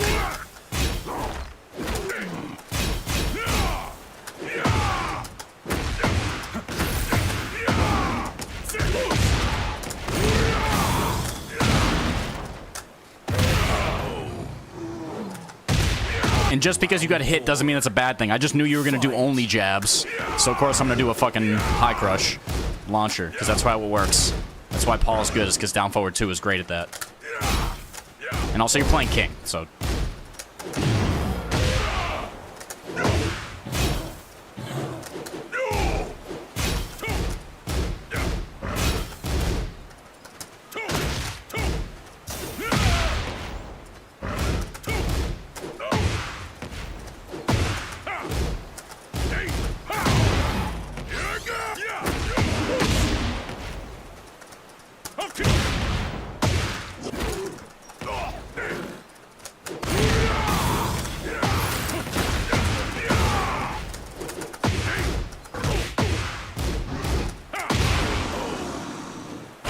Alright, GG's. I think that's... Wait, that was 3? So I think that's 4, because he beat me for one of them. I think it's either 4-1 or 3-1. Either way, let's keep going. Let me do the final first to 5. There's a lot positive you're doing, like a ton positive you're doing. Your throw instincts are good. You don't overuse them. I overuse throws all the time. You're doing a lot of good stuff, but then, like, you're just completely forgetting what poking is, and it's like, come on, brother. It's like the same frustration I have with Strangle. It's like you guys just only big Tekken. I cannot do a poke or just move around for my life.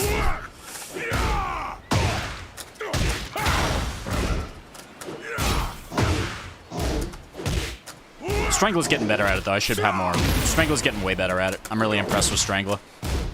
The wins aren't there yet, but he's definitely improving, like, the way he plays. A lot.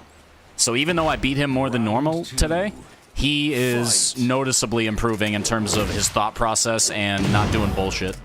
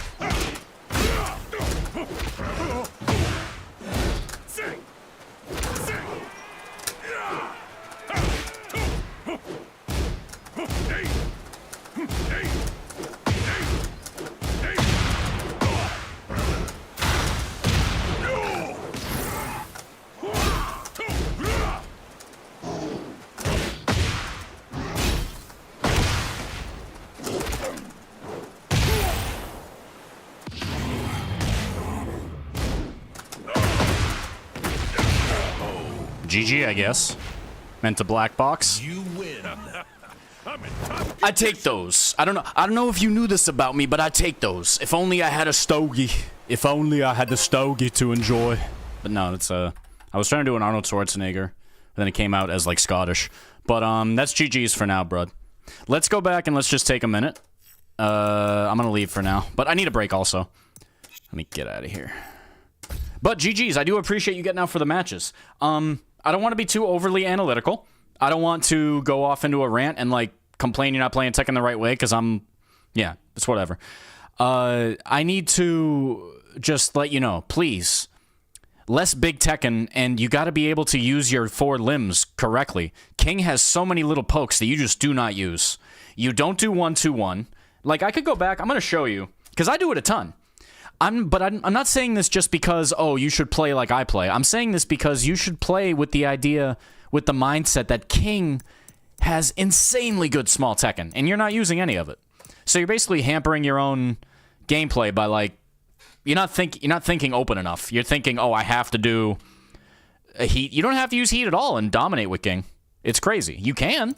So this is why I'm complaining, is because if you added or devoted yourself to poking, like hardcore, you'd be really good, because you got good instincts on a lot of things. You got good instincts on conditioning people. You were conditioning me to avoid certain mix-ups and step to avoid throws. You started doing forward 4.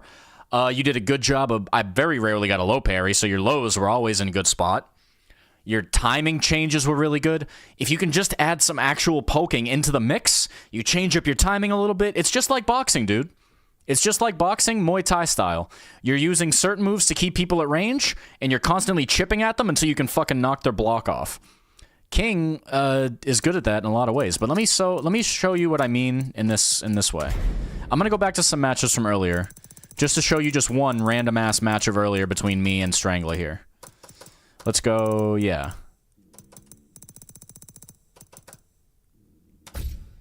No, that's from the other day. I want this one.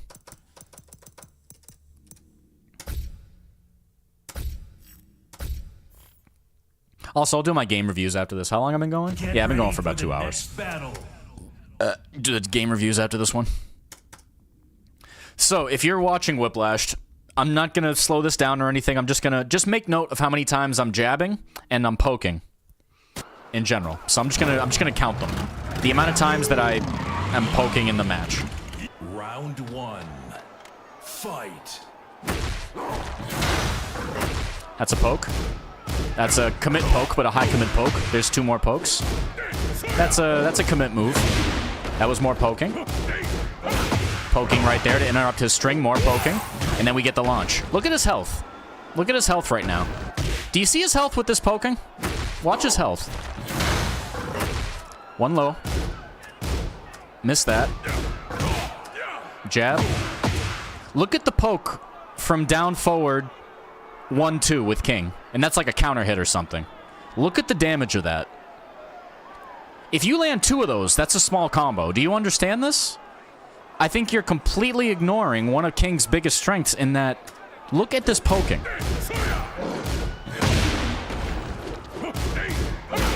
That's just a 1-2. That's just another... So 2 of those and a 1-2. So the things I've hit this fight are 1 low poke, a 2 jab,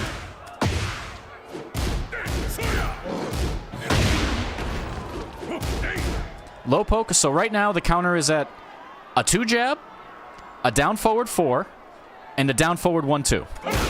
There's another 1-2. And there's a down forward 1-2 again. And now he should be dead right here. Because this is the first round of a random replay I picked. You see the importance of poking. I've done, just by making the commitment to poking and letting my opponent walk into my easily... You can change all these timings. Your opponent will walk into these. You'd be shocked how often they will as King. While you're doing this, look at his fucking health bar. And now he's dead. I just dropped the combo. But he was just dead after that because I got him ducking to try to avoid a high. Or trying to be, like, he's minus, so he's got to do something. So he struggled, and there you go. Not a combo in sight. So now he's doing the same thing. Paul can't do it as good as King. Paul can't do it nearly as good as King. He's got to use backsway while standing 1-2. He can't just use 1-2. He doesn't have 2-1, things like that. He's got a couple things, but not nearly that good. And now look at that. He's trying to do what I'm doing. Watch how I slow him down. You do a little high, you do a little low crush. Plus frames. Now we go right back to poking. He has to poke to get off of me. So now we go just back to loose stuff. I'm fucking up. Who needs combos? Who needs combos? Watch this. Little poking. So now he got his timing thrown off. Little poking. Now we throw his ass. Wasn't even a good throw. We just get a guaranteed alley kick. Now more poking. Forward, forward, neutral 2. Poking, and then a throw. Notice the pace. A throw is a big damage... A big damage move you can sneak in by hiding inputs, but the pokes are how you get there. You, my friend, Whiplashed, have good throw game. You did so many things well, but you're ignoring like the biggest strength you got, which is you poke the fuck out of them and then you throw them during the poke strings because you're changing up your timing, and then you catch them, and then they don't break the giant swing, and now they're throwing their controller out the window and calling King is top tier. He's S tier. How can anybody ever call this character B tier? I just eat shit this round, I think. I think he just killed me this round. I'm not doing a single combo, dude. It's just raw poking. That's the whole game plan. And I'm not saying that like he's, you know, like a bad player or something. I'm just saying that that's my whole game plan because I wanted it to be that way. Because I'm trying to make that my game plan right now. I think I got whopped here, yeah. That was just the classic Paul. Round 4. Fight. Just wait, see what he's doing. A little poking. And the reason I'm doing that is because it's -10, and I'm trying to see if he's going to punish it. He hasn't punished it, so why would I stop doing it? That makes it just a safe launcher.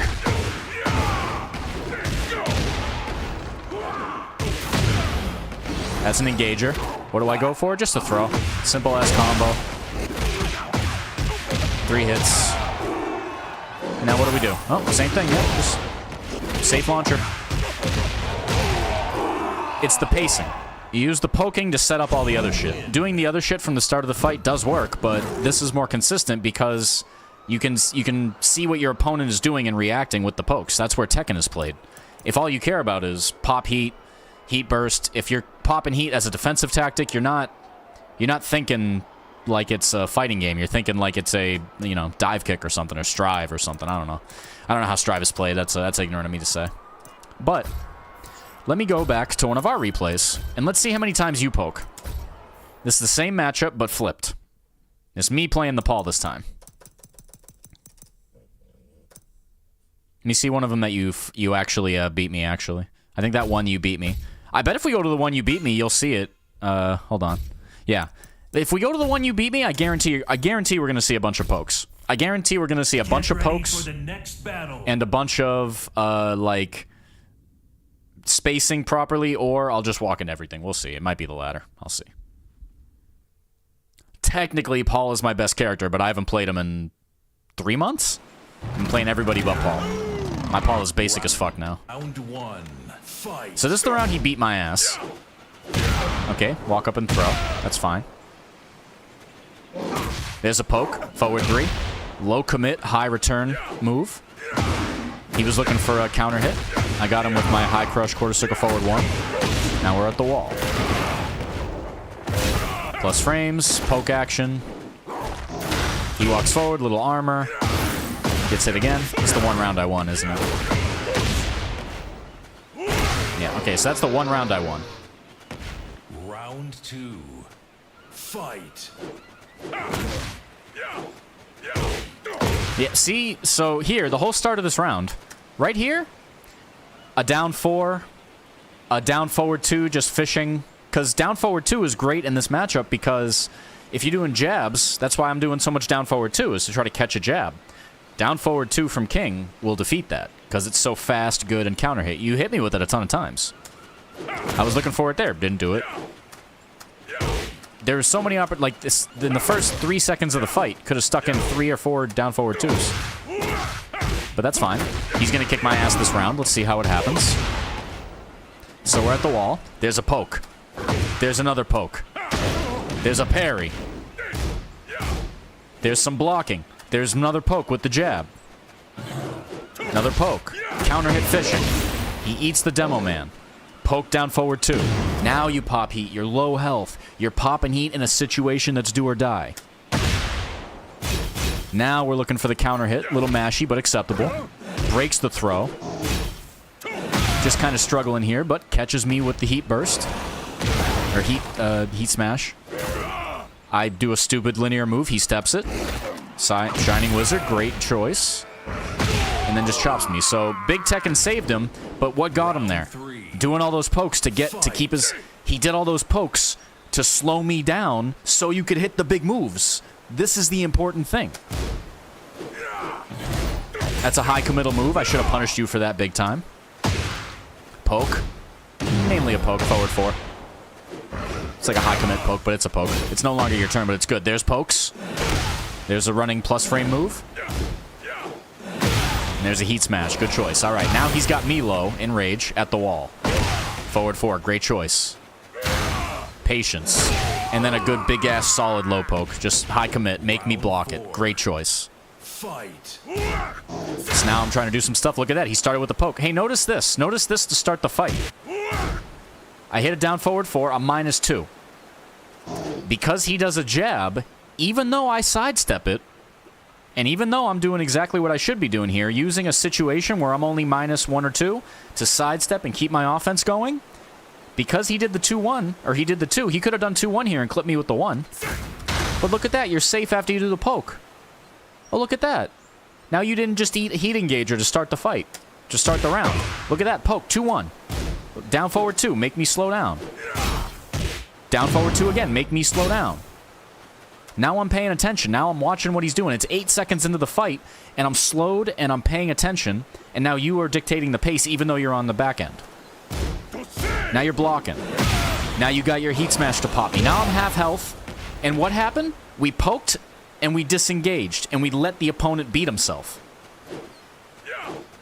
You're doing it right here. Perfect range. This is a good range to maybe do a Waivu throw. Maybe do a Waivu while standing 4. Then go back into the poking. Just block it out, though. That's totally fine, too. Forward 2-1. Good choice. Not a great choice, but a good choice. And then just bully my ass until I'm dead. Look, what did I tell you? In every round you won, in that one game you whipped my ass, poking was part of the equation. There you go. That's my lesson for the day. I'm not even going to watch the losses. You can go watch the losses on your own time. That's my fucking point right there. The poking is too important of a part of your game plan to ignore the way you do. Stop ignoring it. Do it more. Poke more. Is that clear enough? Or do you want a phone call with your brother? Or do I got to shut up now? Whatever. Anyway, that was fun. I'm going to review 30 games in a second. Let me just get a beer. I'm going to open a beer and do that.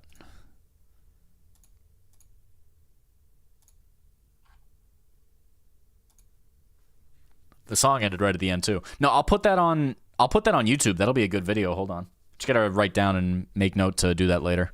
That'll make a YouTube video. I can make a YouTube video out of that. I swear to God, I bet Whiplash isn't even here anymore. I just said that all. I don't have my chat. Like, I can't see who's in the chat, so for all I know, he's gone. So I just did all that. I'm gonna have to send it to him on YouTube later. I swear to Christ. Whatever. Yeah. So, we're gonna review 30 games. He's probably already playing T8 again. It's probably true.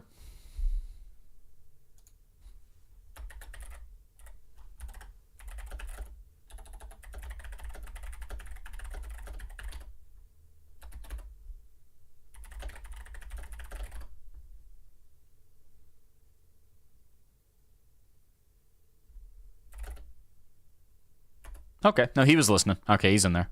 I do not have the chat up, so I don't know. Anyway, quick break, quick stretch. I'm going to grab myself a beer, crack that shit open, because that's beer for lunch today.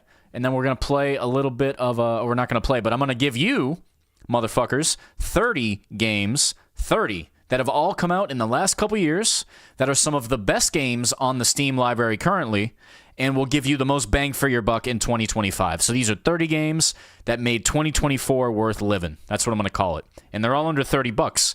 So you can go on the Steam sale. You got 4 days worth of the Steam sale. I'm pretty sure everything I'm going to list is somewhat on sale. I think there were 2 games on there that weren't. So you can stick around and check that out in a moment. Let me go take a quick stretch break, take the dog out, and then we will be right back to get it popping, okay? Don't adjust your set. Watch some of these fun commercials. Not the naked gentleman, but the next one.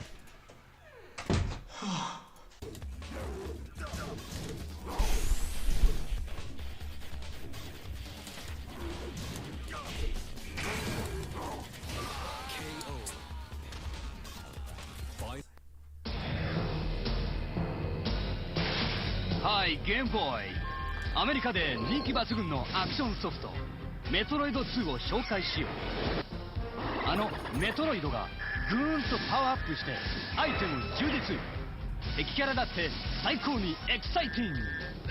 ゲームボーイソフトメトロイド2。メトロイドおもろいど。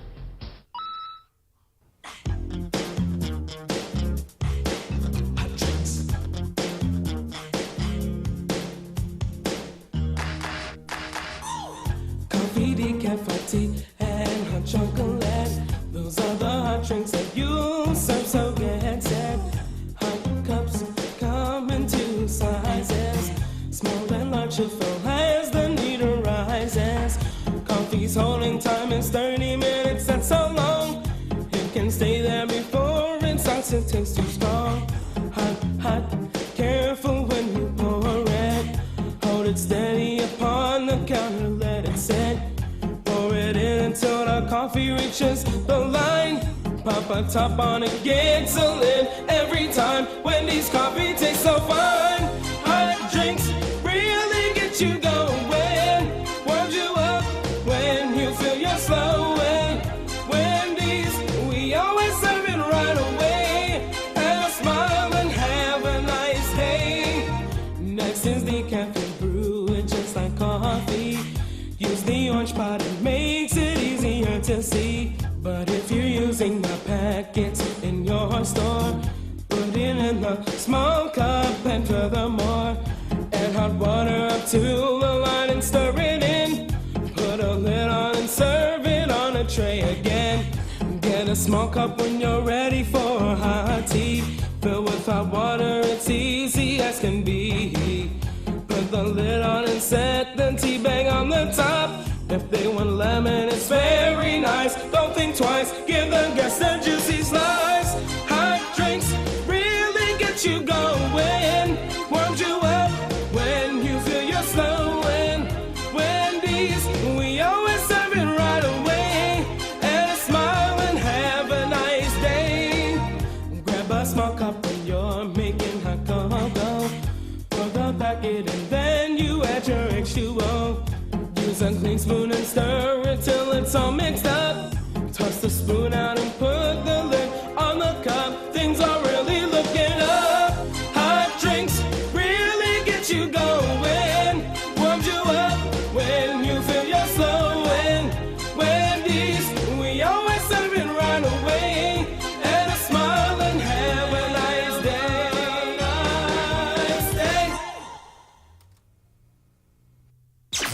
背型三四郎背型三四郎背型みんなで戦いゴチャキャラバトルで戦いに勝つシミュレーション RPG ドラゴンフォース2背型 Your contact lenses just arrived. 1-800-CONTACTS. They can't have my brand. I have special eyes. Look with your special eyes. My brand. No way! There's Guile, Ryu, Zangief, Blanca, and Dalsim. What's a Dalsim? Oh. It's Capcom Street Fighter 2. What's tougher than a Capcom Street Fighter? A Street Fighter's mother? Troopers got Street Fighters 2. Vega, Sagat, Balrog, And me, El Bison. They look unbeatable! God!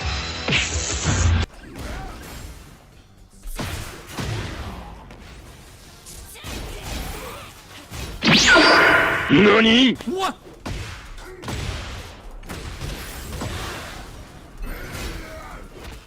What the fuck was that teleport? I'm turning this game off right now. What the fuck was that?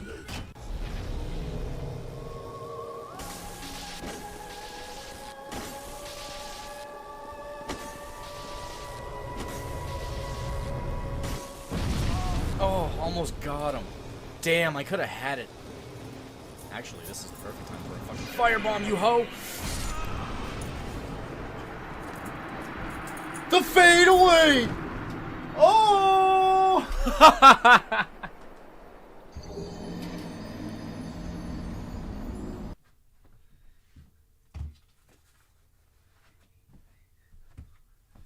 Shield Taikai on the right against Mini Taikai on the left. Both coming in low and hard. Look at Shield Taikai running those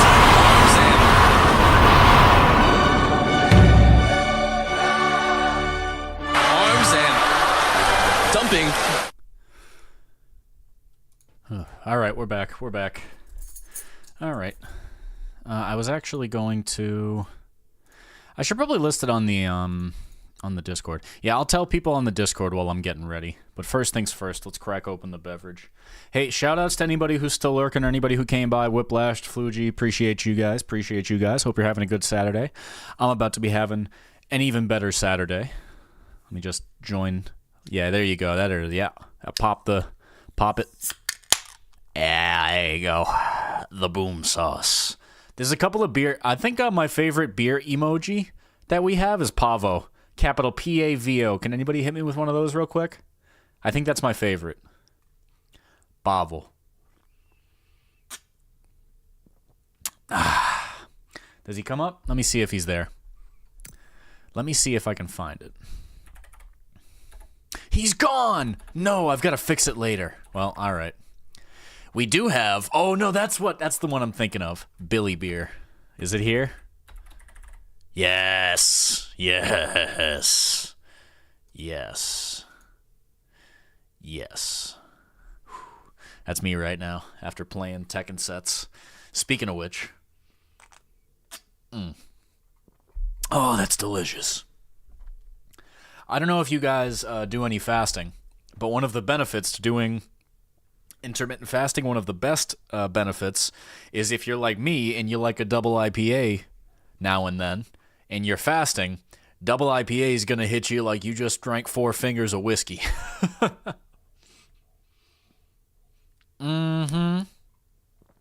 what I'm talking about. I'll look up the Pavo emote later. So I guess we'll just say it in the Discord just in case anybody else wants to come by, but I'm going to edit this. I'm going to edit this in post. I just love food too much. I do too. That's why I had to calm the fuck down. I was about 50 pounds heavier for a long, long time. I was like 250. I'm like at a comfortable 204 right now. Now, fasting's easy, man. You just got to make sure the thing you're eating at the end of the fast is like the best food ever, because then it's worth it doing it the whole day. It's just when I first started, it was only 2 weeks of hell just to learn how to do it. Then once you learn how to do it, your body adjusts very quickly. Like I'm acclimated to not eating breakfast anymore. I just need water and maybe a coffee. And if I can't take it anymore and I'm starving, I'll do like something very calorie dense or healthy, like almonds or a banana, or if I'm actually going out and getting some shit done, we'll whip up like 3 eggs, a couple strips of bacon, 1 piece of toast, just to get that fat and protein ball of the eggs and bacon. Eggs and bacon, bacon's not that bad for you, because fat is very fulfilling. Like if you eat a healthy fat, or you eat a fat that isn't too ridiculously over the top, it's not that bad. Bacon fat with breakfast is solid. That and butter with eggs, that's actually pretty good at just keeping you full most of the day. I've had that and been more full than like eating 2 bowls of cereal and 2 waffles. Or I don't think I've done that menu before. I think I've had days where I eat like a waffle and like a muffin, and then I'm hungry in like 3 hours, and then I've had days where I've had like 2 eggs and a couple strips of bacon, and I don't want to eat until like 7 p.m. So anyway, so what are we talking about here? We're talking about video games, people. There's about 30 of them that you should buy, so we're going to go through them. I'm just trying to think of the way to do this. Do I have my document? I do. All right, we need music first of all. I'm thinking I'm currently 104, huh? I guess so. Was there anything else from YouTube, or was it just that other guy? Oh, okay. Gotta give it a second to switch. Huh, weird. My chat client's acting up.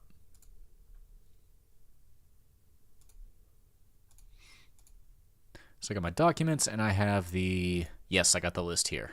All right, good. All right, the list is there. I can consult it later if I need to. So, let's get ready. Relax and find some music. How do we feel about Daft Punk Discovery with the Super Mario 64 sound font? Nah, a little too loud.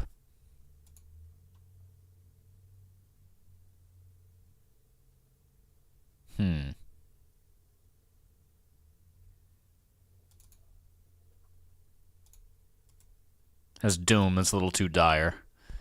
You know what? This video is going to be faster than other ones, so I think some... No, actually, where do we have it? Here we go. Shin Megami Tensei music for relaxing. Here it is. All right.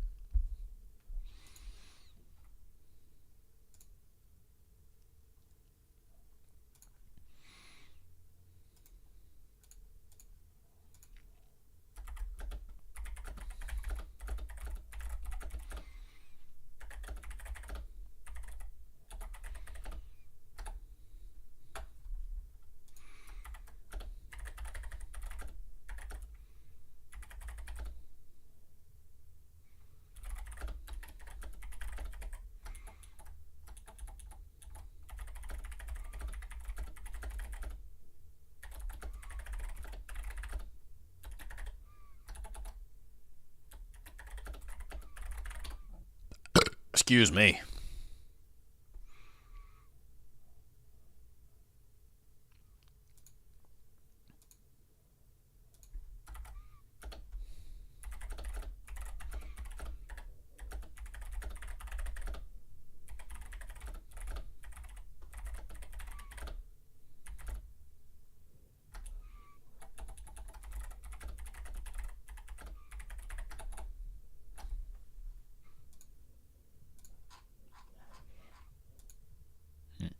All right, then. We'll worry about it later.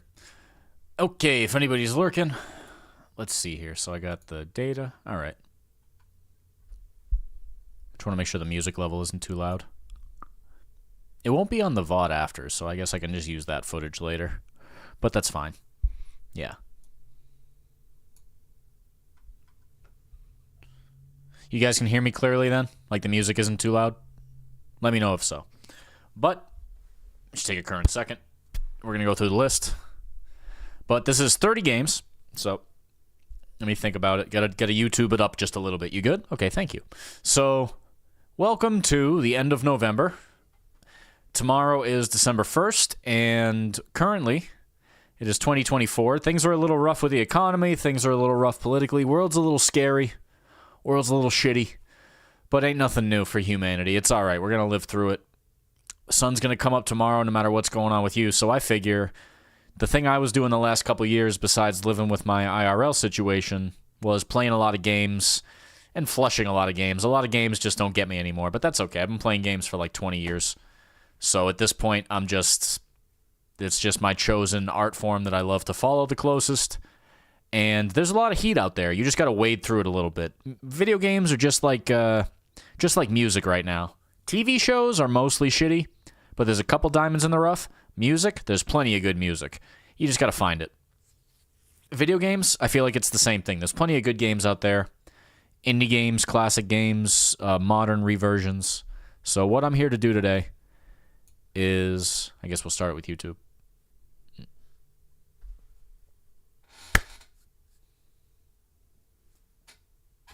What's going on, Jabroni Gulch? Jabarino Gaming, whatever you want to call it. JG Minute here. I'm just some mook that plays too many video games. You don't got to worry about my resume. All you got to know is I used to play a lot of Gangplank. Now I play a lot of fighting games.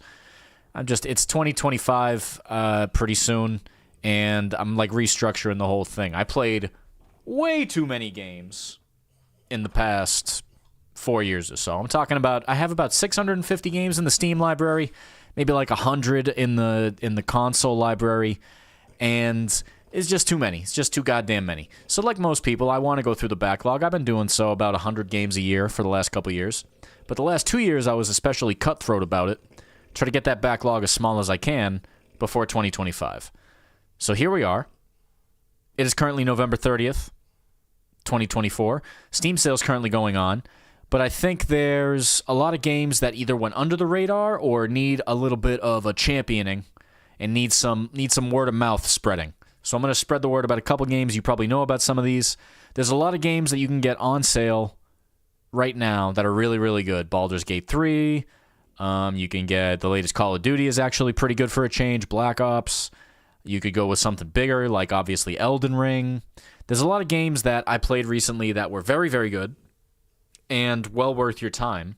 But what I'm doing here today is we're giving you the 30 games that made 2024 worth living. And they're all about $35 or less currently as of the current Steam sale. And most of them are under that price tag even when they're not on sale. So a good chunk of those games are on, or even if they're not on sale and you're watching this video later, God bless my single-digit viewers, I love you. If you're watching this on sale and you're just looking for something to buy, you're probably going to find this game for cheap, even if it's not, the cheapest game base price. Might be a $70 game like the first one we're going to talk about, which is this right here. Tekken 8. This game made life worth living because, sadly, the 3D fighting game genre is dead. It's very dead.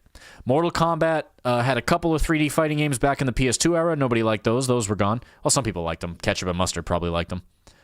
But that game's gone. DOA is DOA. We had Soul Calibur die a very, very sad death during COVID. And then we had Virtua Fighter, which has just kind of been it's just a zombie game. It's just Virtua Fighter 5 has just been kind of sitting there in the background for a good 15 years, I want to say.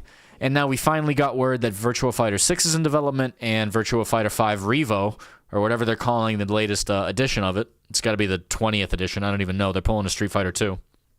With those games coming out, Tekken 8, I would say, is better than basically every other 2D fighting game I've played, save for Grand Blue, in the sense that the gameplay is extremely tight, the move lists are huge, and as a base roster, it just blows the other games out of the roster for the money. Buying this game gets you 32 characters, and so far the first season DLC hasn't really been worth it, so you can usually find a character that you really like in the base roster.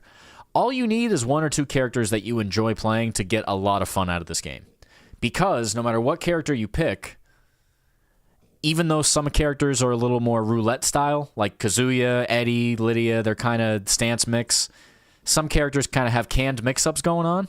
A lot of this game has canned mix-ups going on.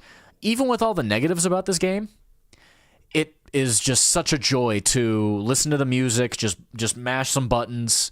It's still a very, very good legacy game. Defense is just that much tougher, just because of how offensively oriented it is. The only thing that really sucks about it is the price point, so I'm just here to tell you, if this is on sale, it is definitely worth your time. If it's not on sale, don't do it, because they have been screwing over the customers with the horrible monetization for the entirety of this game's lifespan since the 2-month grace period when it came out. They introduced battle passes, Tekken coins. They've been very, very stingy with their DLC. They charged extra for, that was the big fiasco, they charged $5 extra for Heihachi's stage instead of packaging it with the DLC. A lot of negatives with this game. But still very fun to play. And the improvements make it better than 7. So I would be some kind of hypocrite to completely devote 19,000 hours, 1,900 hours like I did to Tekken 7, and then turn around and say 8 is worse just because I'm not a big fan of the balancing, even though it's largely still Tekken. The only thing that's bad about this game is if you're not a fan of fighting games, this isn't going to change your mind. You're still going to have to learn a lot of craziness. But the good thing about this is that this is the easiest game to pick up than any Tekken. I've heard so many people that have never played Tekken love Tekken 8. They say, it's my first Tekken, I love it, I'm having such a good time, and I think that's part of the game design. It's easier to get away with just playing in a certain way or just using the big moves and abusing the mechanics, and that makes it really, really good for new players. So I would say this game did a lot that was very, very good. The new training mode is fantastic, and it controls very well. A lot of characters look great. The graphics are good. The customization, even though I hate the battle passes, is very fun. I've got a lot of creativity out of the customization, but for the most part, this is only worth it if it's on sale. Heavily recommended if it's on sale. Don't get annoyed at Namco by paying $110 for the Ultimate Edition like I did, and then get mad that they didn't give out a $5 stage for free to at least the Ultimate Edition people. That's why I bought the Ultimate Edition, so I would get all that DLC. Honestly, the training mode in T8 is insane compared to all of the training modes, yes, which is why I've warmed back up to Tekken. Compared to other fighting games, Tekken 8 is pretty damn good. I think it's a lot better than Strive, and I think it's a lot better than Street Fighter 6. But that's just because the game gives you more defensive agency, which means you have more of a say in your demise. And legacy skill still matters very much in Tekken 8, where it doesn't matter as much in other games that are currently circulating. Anyway, on to the next game. I'm keeping the fighting games together. This game is underrated as shit. So this is Grand Blue versus Rising, and I'm going to tell you right now, if you are a person who barely likes fighting games or doesn't really want to play fighting games because there's too much bullshit or it's too hard or this or that or any other nitpick you have, this game is underrated. A lot of the nitpicks people have about this game, I find completely asinine. They say, oh, I don't like specials having a cooldown. It makes complete sense when they're so easy to use, and that's just the nature of a lot of these games these days. These games are balanced around cooldowns and certain moves not being abusable to that point. But let me say some good things about this game. Amazing roster. Free-to-play version. You can go play this right now without spending a dime, and you'll get that character right in the front. Gran, he's basically Ryu. You can have a good time just playing Gran, trust me. He's Ryu, he's got a big boot move, he's fun. Go play him, you'll have a good time for free. That alone is so impressive. But this is a re-release of a game that really sucked during COVID because no rollback netcode, a lot of issues with it. The roster wasn't as good as it was. The balance was a little off. Now they've drastically made it much better in the newer season. And not only that, there's a lot of really good DLC characters. And on top of everything, just the pacing of the game feels good. I've heard a lot of complaints, not in nitpicks. I wish I could more accurately fight back against those nitpicks because the moment-to-moment gameplay with this game is fantastic and the roster is such a goddamn boost. It's gotten so much better with the DLC. Most of the DLC characters are cool as hell. Yeah, Vikala, the rat. The rat is... I hate those kind of characters. I'm not a big VTuber guy. I'm not a big Miku, whatever. The Vocaloid nonsense is going on in Japan. You know, idols doing all the dancing and the pop singing. I'm not into that stuff at all. Even I said this character rules when I saw the animations and everything for them. But it's not just them. It's the other DLC characters. I like Sora's. He was a DLC character in the first game. But let me stop ranting. Let me just get to the point. The gameplay is very good. Easy to pick up. Free-to-play version of the game. Decent single player. Like, you can do a little quest mode. If you like the gacha mechanics, if you like Grand Blue the gacha game, congratulations. There's a bunch of mechanics from it. And the roster, much like Tekken 8, is one of its biggest strengths. It's just really easy to find somebody among all these characters that you really like and have fun mashing in this game. For this game, for me, it was Sora's. I like Sora's because it's basically Paul Phoenix, but the gimmick is that he's like a pervert that strikes out with the ladies. So he's also basically Brad from Virtua Fighter. I guess that's the strategy. But the simplicity of the gameplay, easy to pick up. It has way less bullshit than a lot of other fighting games these days. And it looks great. It just looks fantastic in motion. It looks better than Street Fighter 6, if I'm really honest. Not just looks, but music is fantastic. It's very orchestral. It's got that Soul Calibur 2 vibe a little bit. But on top of that, the super animations are way less annoying than a game like Street Fighter 6. Hold on, I gotta turn my light on because I'm turning gray. There we go. All right, hopefully light balances out. Another great thing about this game is that, like I just said, I lost my train of thought. Yeah, it's the super animations and the way Super Meter is used and the way the back and forth is with the system of like the gems that you use to wage offense and defense back and forth. It feels much better to play with than Street Fighter 6, in my opinion.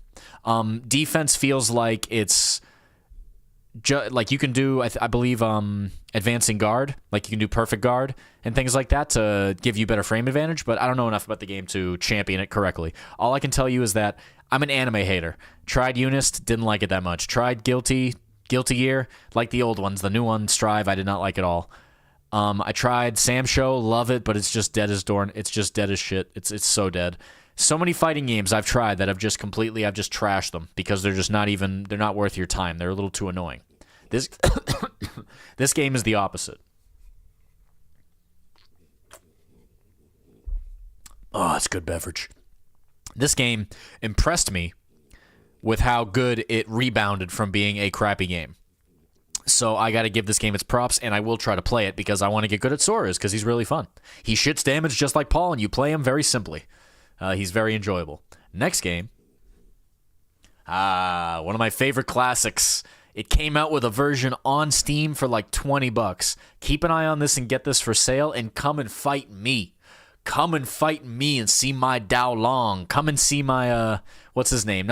Is it Thunder? No, Thunder is Killer Instinct. What's my guy named over here? I forget his name. He's the Indian character, but yeah, the Indian. He's so good. He is so enjoyable. Come play this game if you want to play one of the silliest, most fun games to mash in of any fighting game I've almost ever played. If you don't want to buy this, it's on Fightcade for free. Go play it on there. It's great. Personally, I love Dao Long and the American Indian character because I love grapplers with, just Indian flair, and I love charge characters that you wouldn't think are charge characters, which is what Dao Long is. He's basically Guile if he was also Bruce Lee, which is crazy to me. I just love this game. This is such a fun fighting game. This makes me so happy whenever I get a chance to play this. It's so good. I just wish I could get people to play it on stream. I will champion this game forever. It's just so good to go back to. Absolutely love it. Breakers Collection, $20. Real good. Fun to play single player. Just trying to beat the computer will be hard enough. You'll have fun. Ah, yes. This is one of the greatest games of all time. And if I was a more astute man and I had a couple hundred hours more devoted to this game, I would be able to fully explain to you what a beautiful accomplishment of video gaming this game is. And by video gaming, I mean as an art form. I believe this game is in the Smithsonian, in their like video game section. It's this game and Tetris, and then the rest of gaming stands beneath them. This game is right up there with Tetris as an absolutely pivotal game to show what technology can give you as an enjoyable microcosm, how technology can create a world out of thin air. And not just a world in your fantasy, but a world that has real lore and connections, and then the interminglings of those lore and those connections and those people that are being simulated but are living their lives. Like, in just the way this game procedurally makes a world is unreal if you really dig into what this game lets you do and lets you experience. This game's incredible. It's out on Steam. I believe it's $30 right on the dot. I think it's 30. It's been updated over the last 15 years or however long it's been going. Maybe like 20 years. And the Steam release only bolstered it because now it's easier to learn than ever. The adventure mode is currently being worked on, so there's an adventure mode where you control a single character rather than make a fortress. This game is as good as it gets. And at some point in my future, I will be making content about this game, and I love it to death. The adventure mode in this game is incredible, let alone the fortress mode. Buy yourself Dwarf Fortress if you don't own it, and if you don't feel like buying it, go pick up a free version because it is offered. There is a free version, and experience this for yourself. Can't say enough good about it. Against the Storm. Do you like Warcraft? Good. Do you like roguelikes? Probably not. Those are kind of tired. Do you like base building games or settlement builders? By the way, see you later, Flugy. Excuse me. If you like any of those things, this game is incredible. This is a very, very smooth, well put together, extensively developed. I think it took them 1.5 years, maybe 2 years to build this. Roguelike settlement builder, where you're raising a settlement by obviously chopping down trees, using the wood to create things and clearing out forest. It's called Against the Storm, and you're going against a thunderstorm. So not only is the gameplay cozy because you're building a settlement, but you're doing it against the pressures of an outside world. This game is also good because the visuals and the design and the motif is just steeped in old school gaming, but also new school frills. It controls very well. They made it so you can choose the difficulty very directly, so you can play this game exactly how you want. And if you're like me and you can get into kind of a vibe and just kind of enjoy the roguelike gameplay of, okay, let me try to do my best on this mission, then we move to the next one. This game is beautiful. They've updated it twice since I've played it. I don't play it on stream because it's more of a kind of a relaxed chill game, but heavily recommend this one if you like anything building-wise. If you've ever played Banished, had a good time. If you've ever played like City Skyline, had a good time. Old school Warcraft games, it's got that kind of graphical style. It's just a beautiful game to play. If you like rain, it's just raining constantly in this game. It's a big part of the game. I do. So I'm a fan of this game. Definitely recommend it. I think it's $30. I think it's right on that dot there, or 25 or 30. So you can probably get it for $15 to $20. And there is DLC involved. So I'm not sure what the price point is, but I can tell you that this is a great game. Heavily recommended. Next up, Remnant. This game doesn't get talked about enough. It's basically Gun Souls, but it's got its own thing in that it's got extremely tight gunplay that perfectly meshes in with that kind of melee gameplay, and that's a tough balance to have. A lot of these games that do shoot, shoot, shoot, stab, stab, stab, like they kind of try to either follow the Devil May Cry, mashy, mashy, God of War style, or they try to do something different and they're more jank because of it. This game, the flow of the combat feels so good. It's got that Souls feeling, not just in design, but in if you die, you know it's your fault. If you die, it's because you did something wrong. It's not just because of some cheap bullshit. It's because you didn't execute enough. So it's got the Dark Souls flow of, if I get good and brute force my way through these encounters, I will prevail. So that's one of the things that a lot of these games that copy the Souls series don't get right, and this game gets it right incredibly. Also, it's got that kind of Diablo, go through repeated times, do repeated runs. It's got that randomization. It's got, you can make a new build, you can make a new character. I have not beat this game yet, but I loved what I played early on. It's also very co-op friendly, which is I think it's a very underrated thing with games like this that are so tough. It's enjoyable to go through that struggle with your homies in this game especially. It's got that very co-op Dark Souls feel, but seamless. It feels good to play this game just at all times. So it's very enjoyable. Making a build in this game is fun. The diversity is fun. The level, the biomes, it's just super good. This game is very pleasantly surprising in how solid it is from top to bottom. Big recommend to Remnant 2. I think $25 for base game, I want to say. I'm not sure what the sales got it at, but keep an eye out. Next up, I can't wait to play this game next year. I can't wait to play this game next year. I can't wait to play this game next year. I can't wait to play this game next year. If you guys like Project Zomboid and Half-Life, that's this game put together. Enough said. It's Half-Life 1 in terms of style. It's got kind of that polygonal, kind of scaled down graphics so it can play on all systems, but it's got very tight scavenging FPS gameplay. So it's a survival game. You're scavenging for resources, you're building things, you're crafting things, you're making a workbench, you're a scientist, you're a cook, you're putting together soups out of alien viscera, things like this. You're fishing in alien waters from some portal you went through in some weird bowel of the science facility, Black Mesa or whatever this one's called in this game. And this game is really special just because the level design and it's co-op. Up to 8 people on one server. So I can't say enough good about this. This is essentially a game based around Sven co-op, which is you can play Half-Life or Half-Life 2 scenarios with your buddies. So it feels more like a co-op like Left 4 Dead 2 experience instead of just Half-Life, which is such a good game in of itself.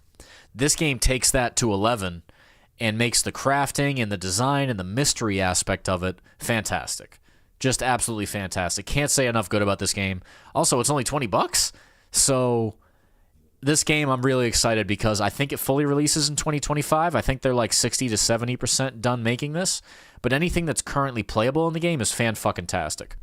All right, and speaking of you, Mr. Ban Evader, yeah, let me just manage suspicious users. Yeah, let me just get you out of here. Report. Yeah,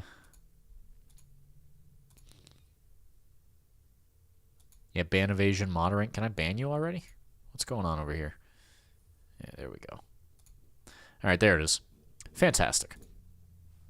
All right, so I don't really care about viewership. I care about staying true to what I'm trying to do. That's about it. And what I'm trying to do right now is give people deals. So this game, unreal. Unreal how smooth they made the blending. It's just the best smoothie of like 3 games I can think of. It's got that Project Zomboid. I'm constantly being besieged by zombies or weird enemies or, aliens and beasts and like hunger requirements and things like that. But then you're also base building in the middle of this big sprawling laboratory. You're going hunting.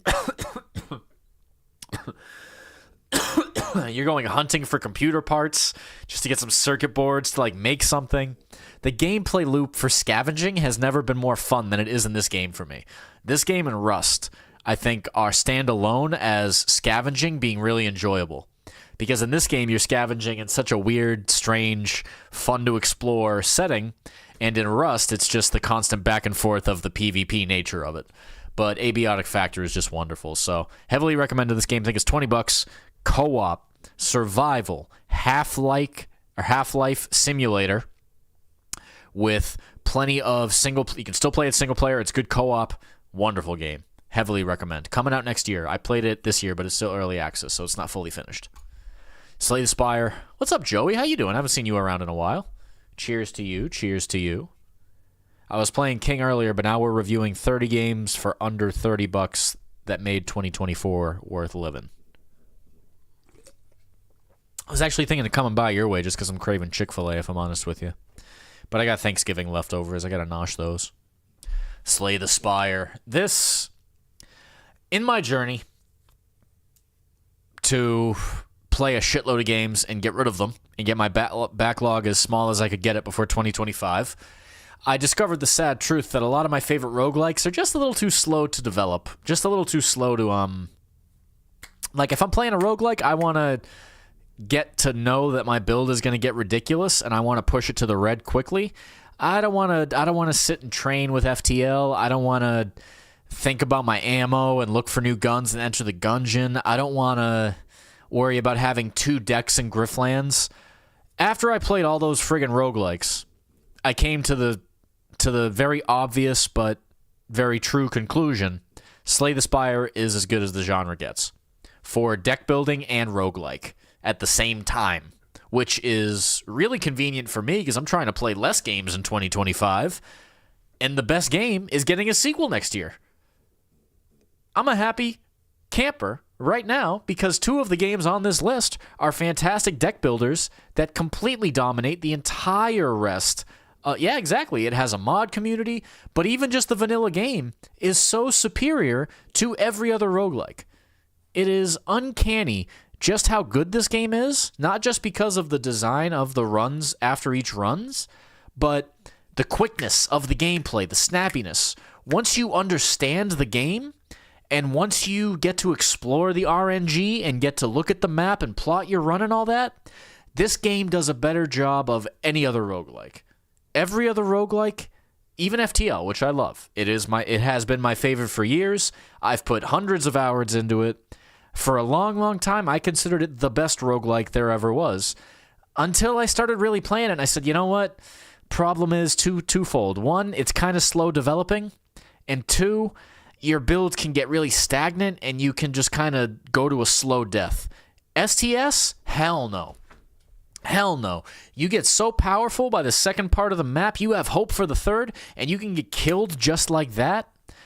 But instead of thinking, oh man, I got to get lucky and get some new offense, you're ready to go for the next run. Let me boot it right back up. I'm trying to beat Ascension, whatever I'm on.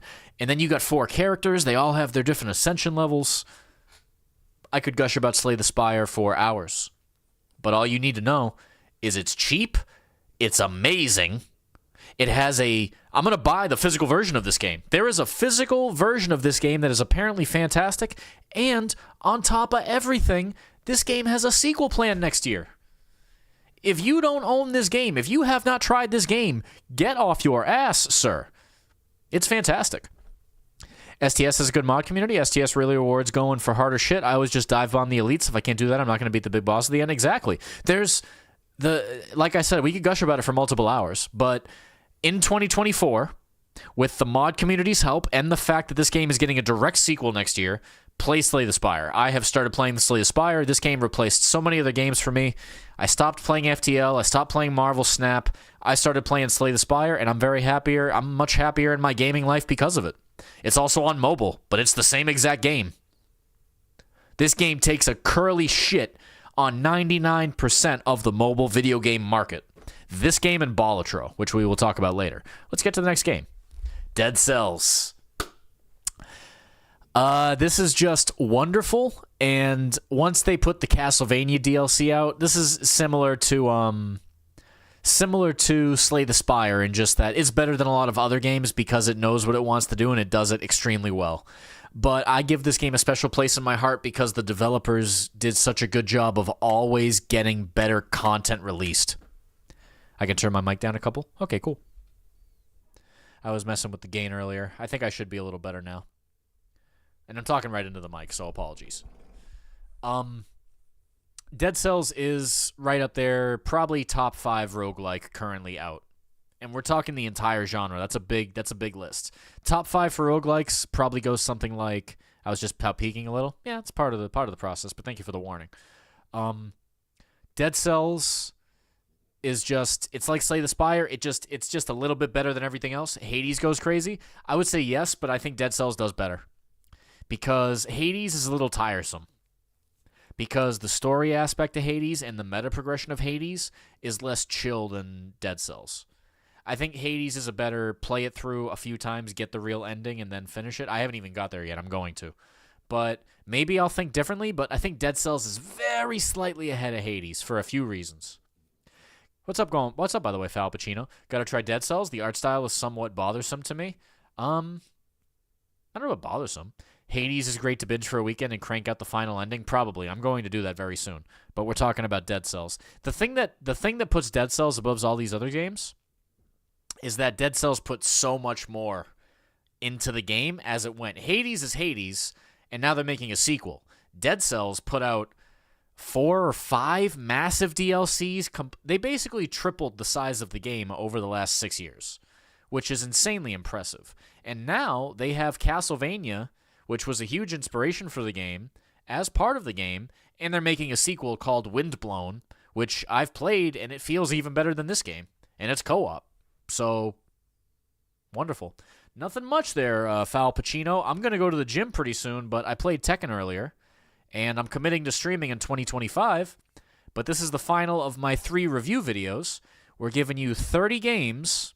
Oh, hold on, that's a 3. We're giving you 30 games that are $30 or less that made 2024 worth living. So these are modern or recently new games that are fan-fucking-tastic and are probably on sale right now. So I'm going to do this just quick and dirty and put it up on YouTube. Went to the gym 2 days ago. May or may not go today. I have to go today because I'm due to strength lift. I've been doing pretty good cardio, but I've been skipping the gym. It's not good. But I've been fasting very well, so I'm on the boom sauce right now. Anyway, Dead Cells. Get yourself a fight stick and go play this game. If you have a fight stick, the 2 games that are not, or the 3 games that I would recommend, there are 3 games on this list, this 30-game list, that you wouldn't think to use with a fight stick, but you should play with a fight stick. This is the first one, Dead Cells. Go play Dead Cells with a fight stick and talk to me later. That's all I got to say about that. Also, it's very cheap. It's very good, and there's a sequel coming out, so much like Slay the Spire, if you like roguelikes even a little bit, or you like Castlevania even a little bit, give this a go. It's really goddamn good, and only got better over the last 10 years, or however long it's been out. I think it's been out 6 or 7 years. Next, BeamNG Drive. There's very little I need to say about this one. This is the best racing simulation ever made, because the physics engine in of itself is far superior than any and all other video games ever made. And that's saying a lot. This game's physics engine is a triumph of gaming. The same way Dwarf Fortress's automatically generated lore and world building and elves and dwarves and all that, BeamNG is that to vehicles. BeamNG also appears with automation where you can make your own car and engines and stuff. Yes. So everything about BeamNG, besides the name, which is terrible, is fantastic. What's up, Pigvinev? Are you an actual person or are you a bot, my friend? Because I see that verse in front of your name and I like that, but I'm not sure. I'm not even sure what Super Ultra Combo is, but welcome to the stream. Just Ping? Nice to meet you, Ping. All right, thank you. You're not a bot because you actually responded to something I said. Cheers to you. We're reviewing 30 games that are $30 or less. This is the main man racing game right here. This game is fantastic, and it gets better every 3 months or so. Every 3 months, there's a fantastic fucking update to this game. This game has a mod community. This game has a wide array of cars and devs just devoted to making it the greatest racing game of all time. You can have fun with it with missions. You can have fun with it multiplayer. You can make your own content, make your own cars. This is exactly as I was about to make that comparison, so you beat me to it, Joey. This is the Gary's mod of cars, but it goes beyond even that, I would say.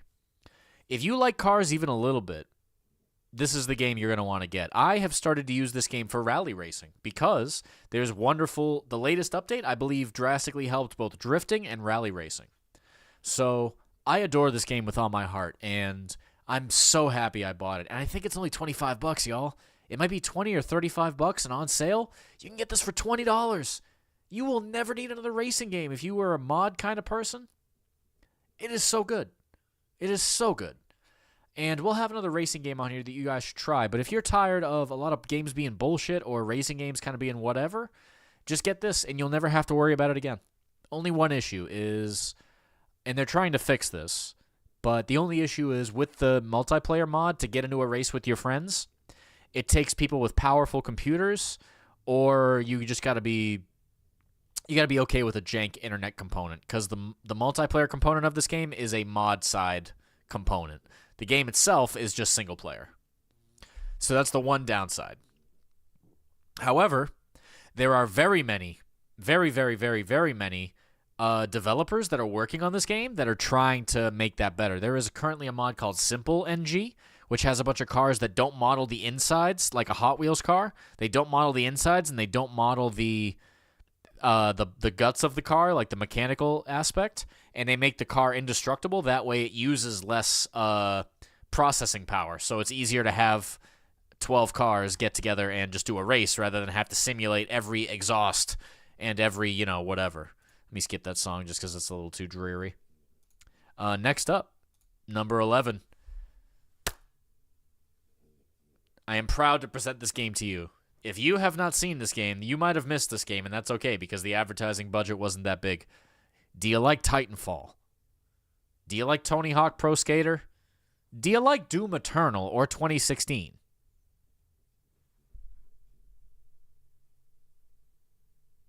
That's all three right here. It's all three.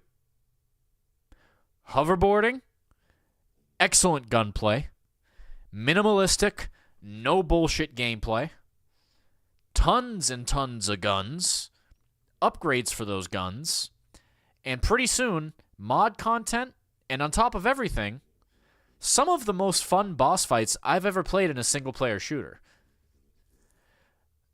I can't really explain why this game is such a triumph without wanting to play it myself, because it just makes me want to boot it up, turn the stream off, maybe do a little acid, maybe do some kind of recreational drug, grab about 3 more beers, and just veg out and shoot a bunch of guys while I'm surfing through the skies at about 250 miles an hour.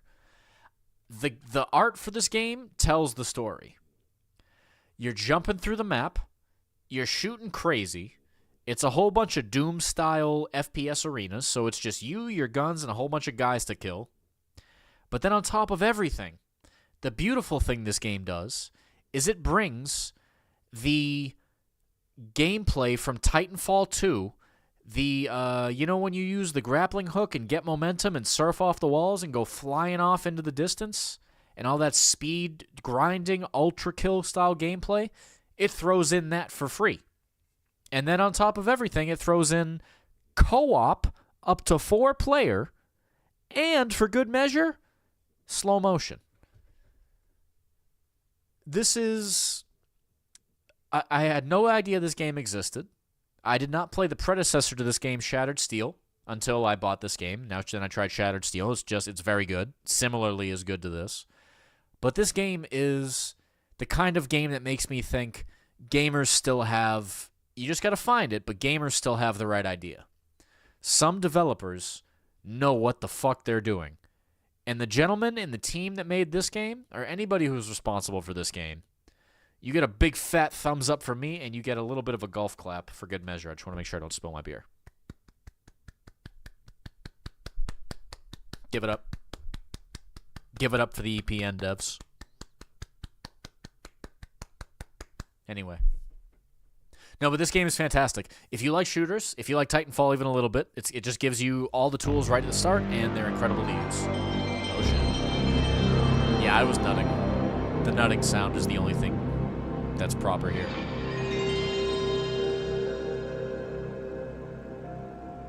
No, this game made me nut.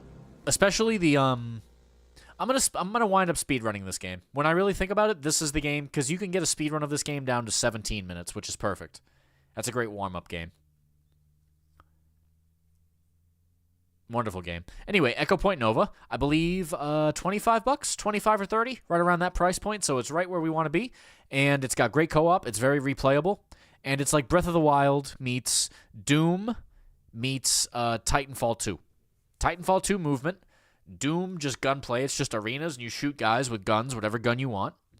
And then you jump around the map like it's Titanfall 2 and Tony Hawk's Pro Skater. You're on a hoverboard, you're grinding all over the place, you're flying through the air, you're zip-zop-zooping around walls. Wonderful goddamn game. One of my favorite shooters of all time, and I'm so happy to own it. It's just so enjoyable. Love it. Number 12. Now, earlier we said Dead Cells was the first game you need to play if you have a fight stick. I just found the second one. This is Streets of Rage 4. Beat-em-ups are a fun genre. They're a classic genre. They're a fantastic genre. They're a very simple, enjoyable, and fun to share with others experience. You can boot up a beat-em-up, you can hand somebody a controller, and you can get in and you can just mash buttons until you kill everybody on screen and then go to the next screen and kill everybody. Thank you for playing the nutting sound. Hold on. That's how I feel when I play Streets of Rage 4. And you got beer with you. Cheers to that guy. Clink.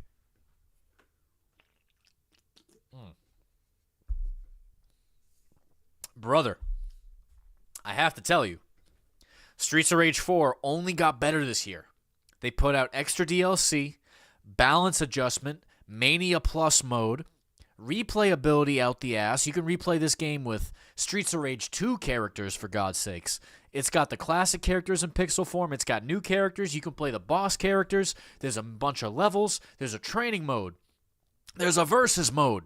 And this game only costs like $25.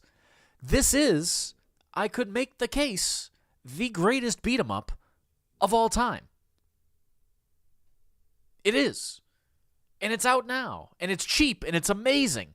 And anybody who's ever enjoyed beating the shit out of a bunch of bad guys and throwing knives around and hitting them with pipes and doing wrestling moves and set the game to easy and just be invincible and just walk around beating the fuck out of everybody like it's the Simpsons arcade game.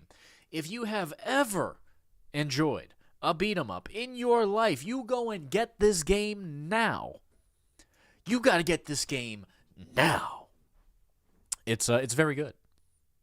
It's very good. Can you make a pog face for like 5 seconds? I can, but that's going to cost you a subscription. So you're going to have to, if you're going to be making demands, you got to be making donations. You know what I'm talking about? You got to bring the double D's to the equation, okay? Anyway, next game. Dusk. This game kind of, it got updated last year with an HD version and a bunch of mod tools and things like that. Bam. There you go. There it is.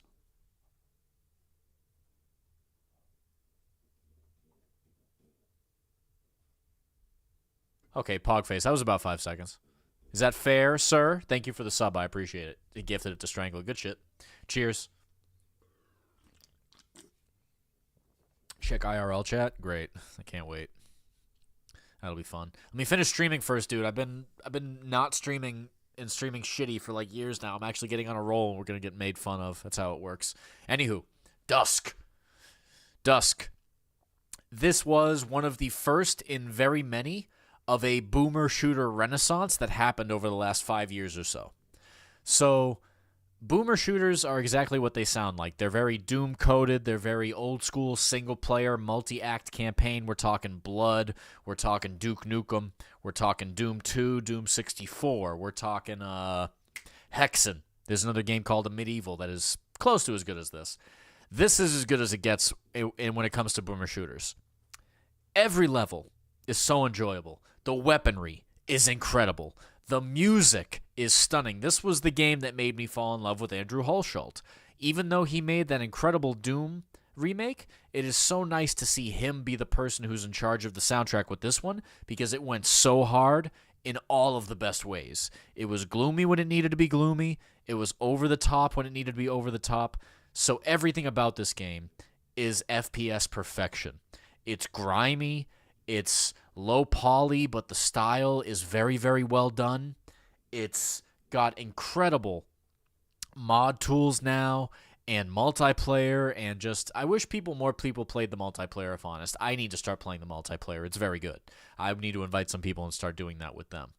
But this game, the biggest thing I can say about it that you need to play this game, like you need to play this game, is the Act 3, the final however many stages of this game, I think is the most memorable and incredible FPS gameplay, single-player FPS gameplay I've ever experienced.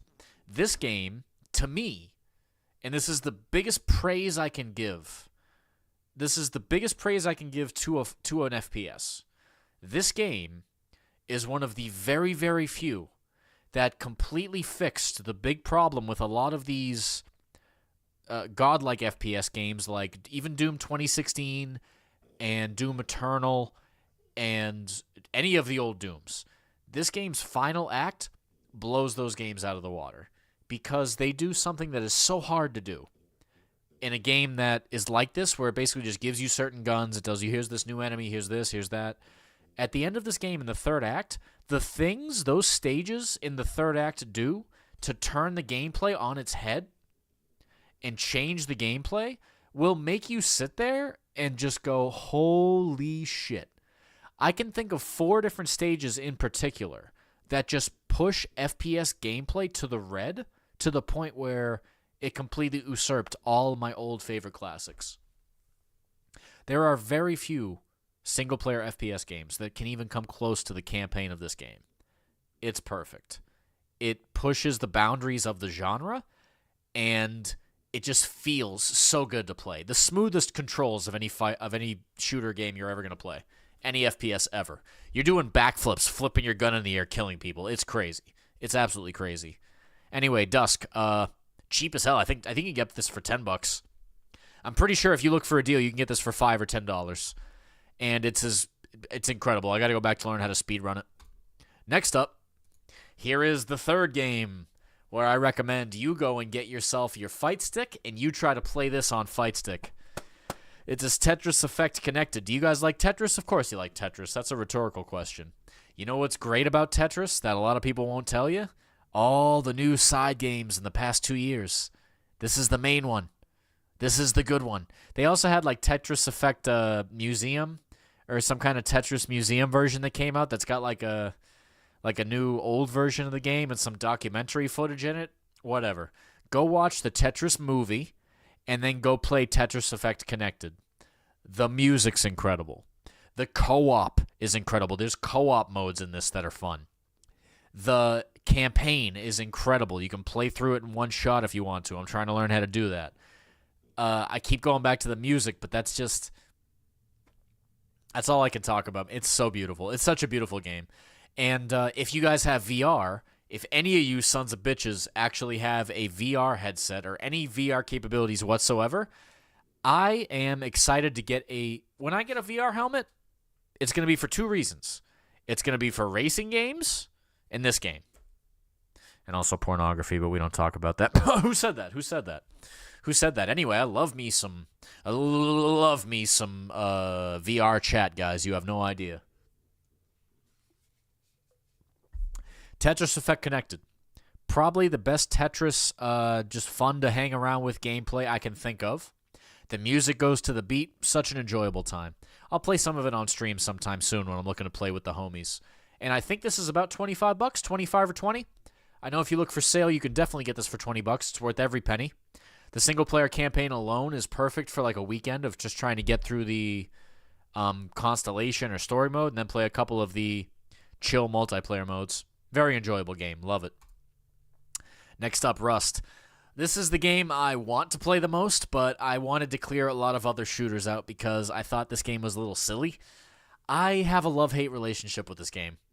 I love it to death, but I hate the fact that I can never find time for it because fighting games are kind of my all-in-one genre. In another life, I gave up on fighting games years ago, and I'm a Rust head, where I've just been playing it and goofing around for 10 years, just messing around however long this game's been out. This game is just a scavenging FPS, but the creativity and all the over-the-top things that have been added to this game over the years, it's a beautiful thing. Believe it or not, it brings me back to the It brings me back to the It brings me back to the era of Steam. That was right when Steam first came out, and Valve was taking a chance on making a platform for Half-Life 2. And then games like Day of Defeat, games like Counter-Strike, obviously, but with custom servers, games like that were just ruling the FPS market for me because I was playing console shooters like Call of Duty 4 and other things on the Xbox, but then you would play stuff like Counter-Strike Source, other games like that on the PC. Day of Defeat I loved. Call of Duty 4 I loved on console, obviously. Halo 3. Rust has that feeling of an old school not Call of Duty, but an old school Counter-Strike or Day of Defeat or Team Fortress 2, where I would just go on to hang out and not really care if I died or got killed a lot by better players, because you're having fun talking shit with them on the microphones, and you're having fun playing whatever character you like or whatever class you like and just getting a couple kills. You don't need to dominate the lobby to have a good time, right? Rust takes that to an extreme because it's an incredibly creative game. The bases you can build, all the things they added little events you can do. You can go gamble in the main town. You can make fun happen in this game by yourself. You can make friends. You can just say expletives across from each other. You can be a shithead. You can be a pacifist. You can be a raider. You can be a soloer. You can be a clan member. This game is so underrated because despite the fact that the community is just crazy, the creativity and the mix of creativity and incredible gunplay, because the gunplay in this game is actually pretty solid. It'll frustrate you because it's easy to just get killed by some bullshit, or killed and the gunplay isn't like perfect. Like there's server discrepancies, there's hit registration discrepancies, there's some bullshit to it. But the nature of the game is so destructive that you really don't, once you play it a little bit, you don't take it too seriously when you just get killed by some kid, or you get raided by a clan that just nonstop offlines you when you're just not playing the game. Or you can just go find a good server. And you just go find a good server, or you can just play with your buddies and get a private server. Play with 5 of your buddies. Just try to do it Minecraft style. This game is so underrated, and I'm so sad I haven't had the time to play it. I will definitely try to play it next year, and I'm definitely going to do it on the server if you guys want to come by. On top of everything, it has drops, it has cosmetics, but it's only like $25. For $25, the enjoyment you can get out of this game and not spend all that much money, it's way up there. And they added vehicles. We can do races in this game. There's a lot to be done with this game. So Rust, big thumbs up from me. I very much like a game that prioritizes creativity and a fun map to explore and topology and PvP with building that isn't annoying like Fortnite or stuck in a Battle Royale mode. It lets you kind of build and naturally grow your base out or have a clan and a group. I just love everything this game does, even though the community can be annoying and a lot of things about this game can be annoying. It's easy to just forgive that and keep playing because it's so addictive. You can stay for hours in this game and have a great time. Anyway, that's halfway through the list. I'm going to take a quick break. Let me go take a quick stretch, and I'll be right back, and we'll keep going with Pizza Tower. But first, break time.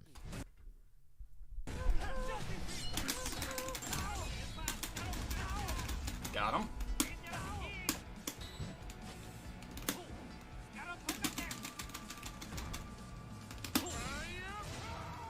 Predictable!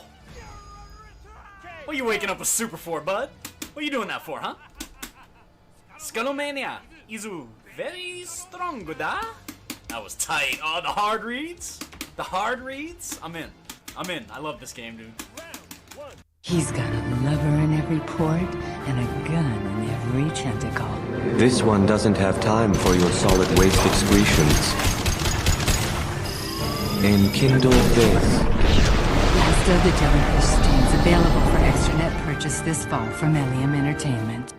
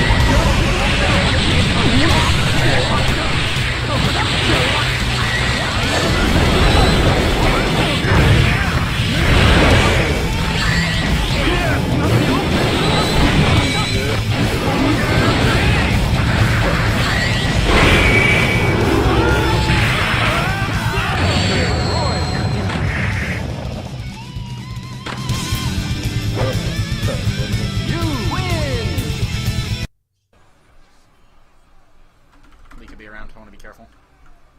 Alright, so top 0-2-1 versus the Riven. She's slightly far ahead now. She's going to start doing really good. I think she's rushing Cleaver, though, which I don't understand. I think Lassos would be a better rush item versus Garen, but whatever. I'm not a Riven player. I don't know what the fuck. Oh, here we go.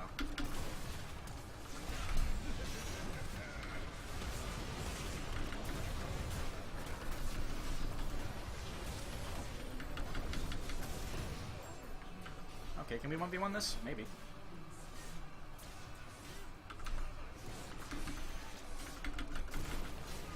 That's what we're looking for.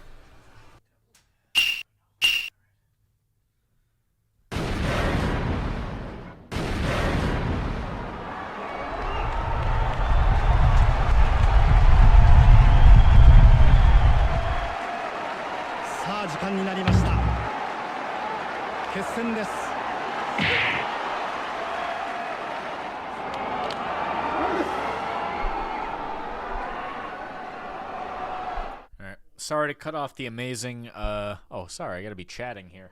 Sorry to cut off the amazing sumo match. But let's get back to it. I needed that breakthrough. I took a nice stretch. I did some upward dog, downward dog, a little naked, backwards, bending bridge. You know how it is. And then we go back to our beer. Hope y'all are having a good Saturday. We got halfway through our list of top, so I got 30 games for about $30 or less for this Steam sale that's currently going on. I'll try to get this video up immediately. I wish I could put more video footage with it, but I'm just doing it vlog style. I ain't got time to be Mr. YouTuber. Maybe if I get more popular, I can hire an editor in the future, but I'm working full time. My content is quick and dirty from here on out. I'm just gonna make it as good as I can on stream, quick and dirty, without worrying too much. The same stretching pose as Armor King does in one of his intros? Yeah, sure. No, upward dog, downward dog is in like spine up and then like chest. It's yoga poses. I don't know enough. I'm the last guy to ask. For all I know, what I was doing was a jumping jack for whatever the fuck. Anywho, what's up, YouTube? Hey, hang on.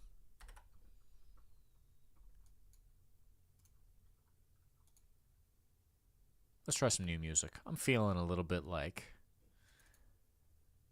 some ambient drum and bass. Thank you. Anywho, Pizza Tower. So, this is a recurring theme, but in this list, there's a couple games that basically just take an old game that was amazing, and they do a spiritual sequel that's better than the old game. This game right here, this is a better version of Wario Land, which is saying something because Wario Land was kind of fantastic.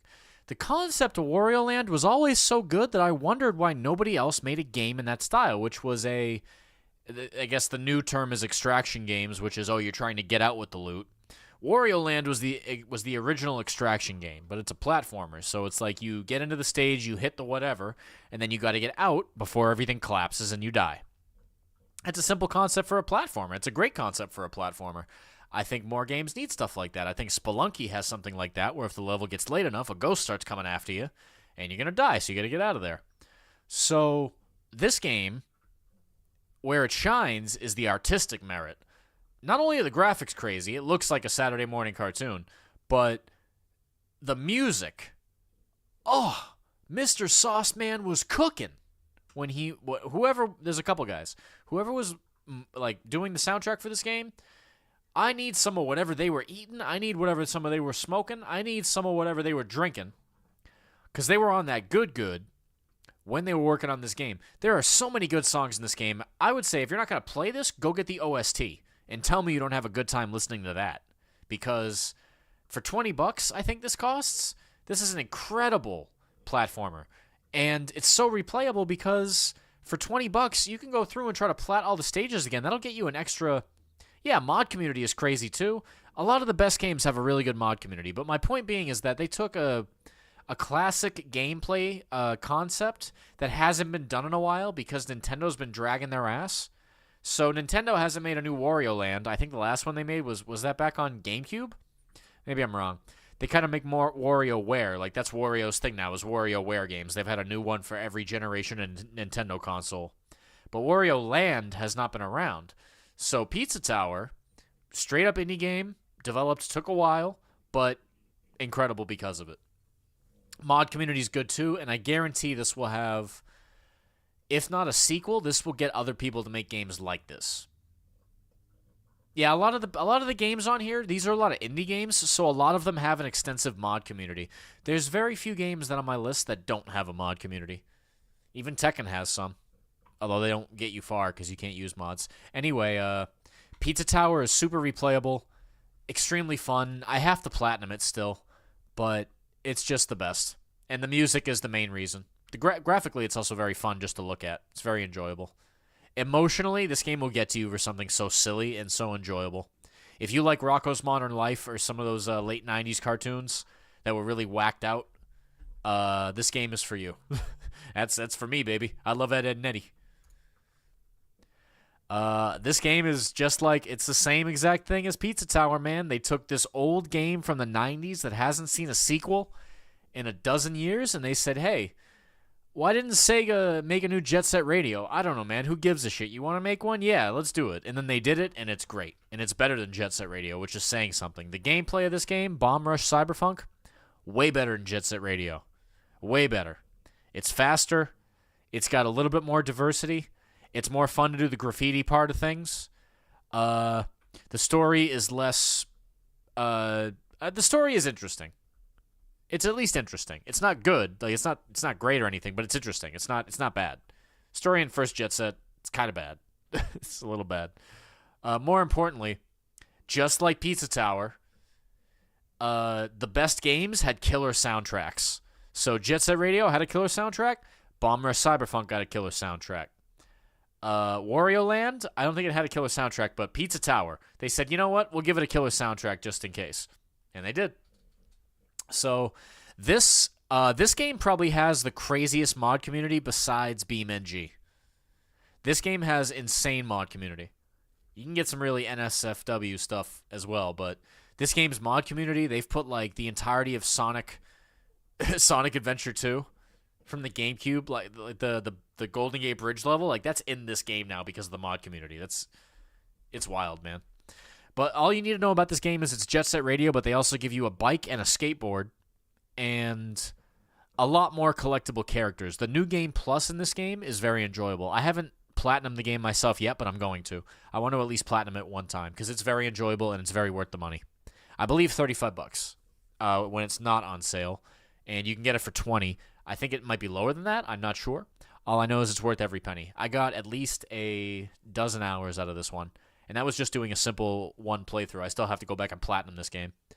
The enjoyment I've gotten from this game's soundtrack alone is fantastic, let alone just replaying the game. It's good music to put on when you're cleaning.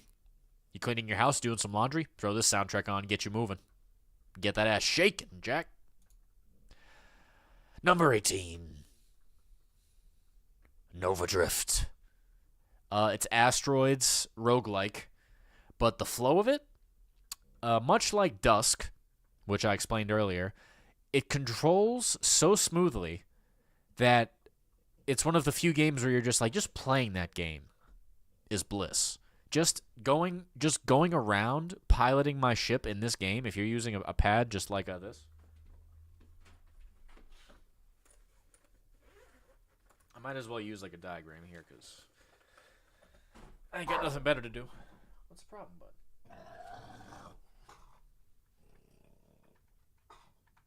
I took the controller out of my box and the dog went jumping up. Anywho.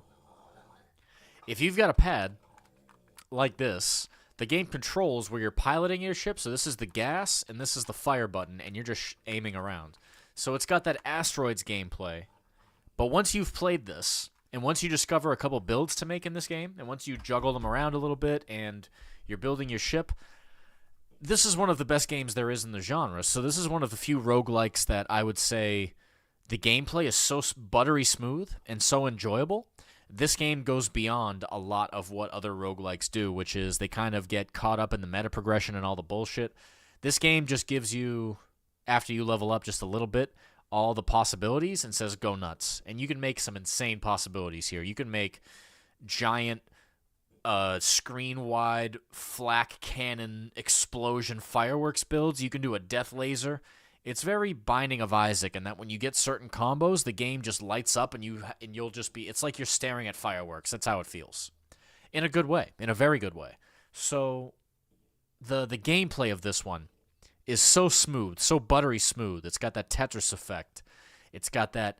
Just as soon as you boot it up, you're having a good time. Everything hits well, just everything that's going on. Even when you die, it's like, I'm dead, but and then the game is doing like a violin solo. It's a wonderful game. It's ambient. It's classic. It is Asteroids gameplay, legitimately. You're just floating around the screen, tank controls. You can play with a mouse and keyboard as well if you don't want the tank controls. You can play that it's more traditional, if you like. It's got that Geometry Wars. I'm just shooting shit and blowing up the stars, supernova, big explosions, big fire effects. Good bosses, good everything. Love this game. This game rocks. And also it's got a bit of a mod community, so you can like make your own ships. I want to make a little mini TIE fighter, something like that. Figure it out. Next up, Gravity Circuit. All right, this is the game that got me to quit. Oh, hydration check. Good idea. Good idea. I've been taking breaks. I'm doing the right thing. I got 3 breaks in today, as I should. Or I should say 2. This is the game that got me to quit Mega Man. This is cooler than Mega Man. So this is like it's like they took Zero. You know Zero and Mega Man X, who's like Zero's the one with the sword. They have another guy with like a whip. 30XX does this too. They just have multiple characters. This game basically said, we are going to take Zero's move list, but it's going to hit harder. Like, we're going to do spinning pile drivers and shit. And we're going to have, like, a chain grapple, and we're going to have that stuff, and he can keep the sword. Like, you still can get a sword. But the move list for the character in this game is beauty. Beauty! This game makes me look at anything Mega Man related and go, fuck you. These guys know what they're doing. The movement in this game, the way you can dunk on any enemies if you're good enough, the tightness of the controls, the flow of the gameplay, the quickness of it, the music was good. This game, it skips a lot of the annoyances I get with some like platformers or some Mega Man clones. Like 30XX is good, but it's a little too much. This game feels like it lets you dominate the game, but it's still hard, and yet it's hard to explain. I'm going to have to fully plat this one to appreciate just how good it is, but I can tell you from experience, if you like Mega Man, go play this, and you'll be like me immediately. You'll just say, Mega Man can take a shit for himself. This game rocks. Screw Shovel Knight, screw Castlevania, screw it all, because the controls in this game, orgasmic. Can somebody play the nutting sound? I'm calling in a nutting sound from the Peanut Gallery, if you guys don't mind. I'm going to need one of those. I'm going to pause the music so I can get one of those. Thank you.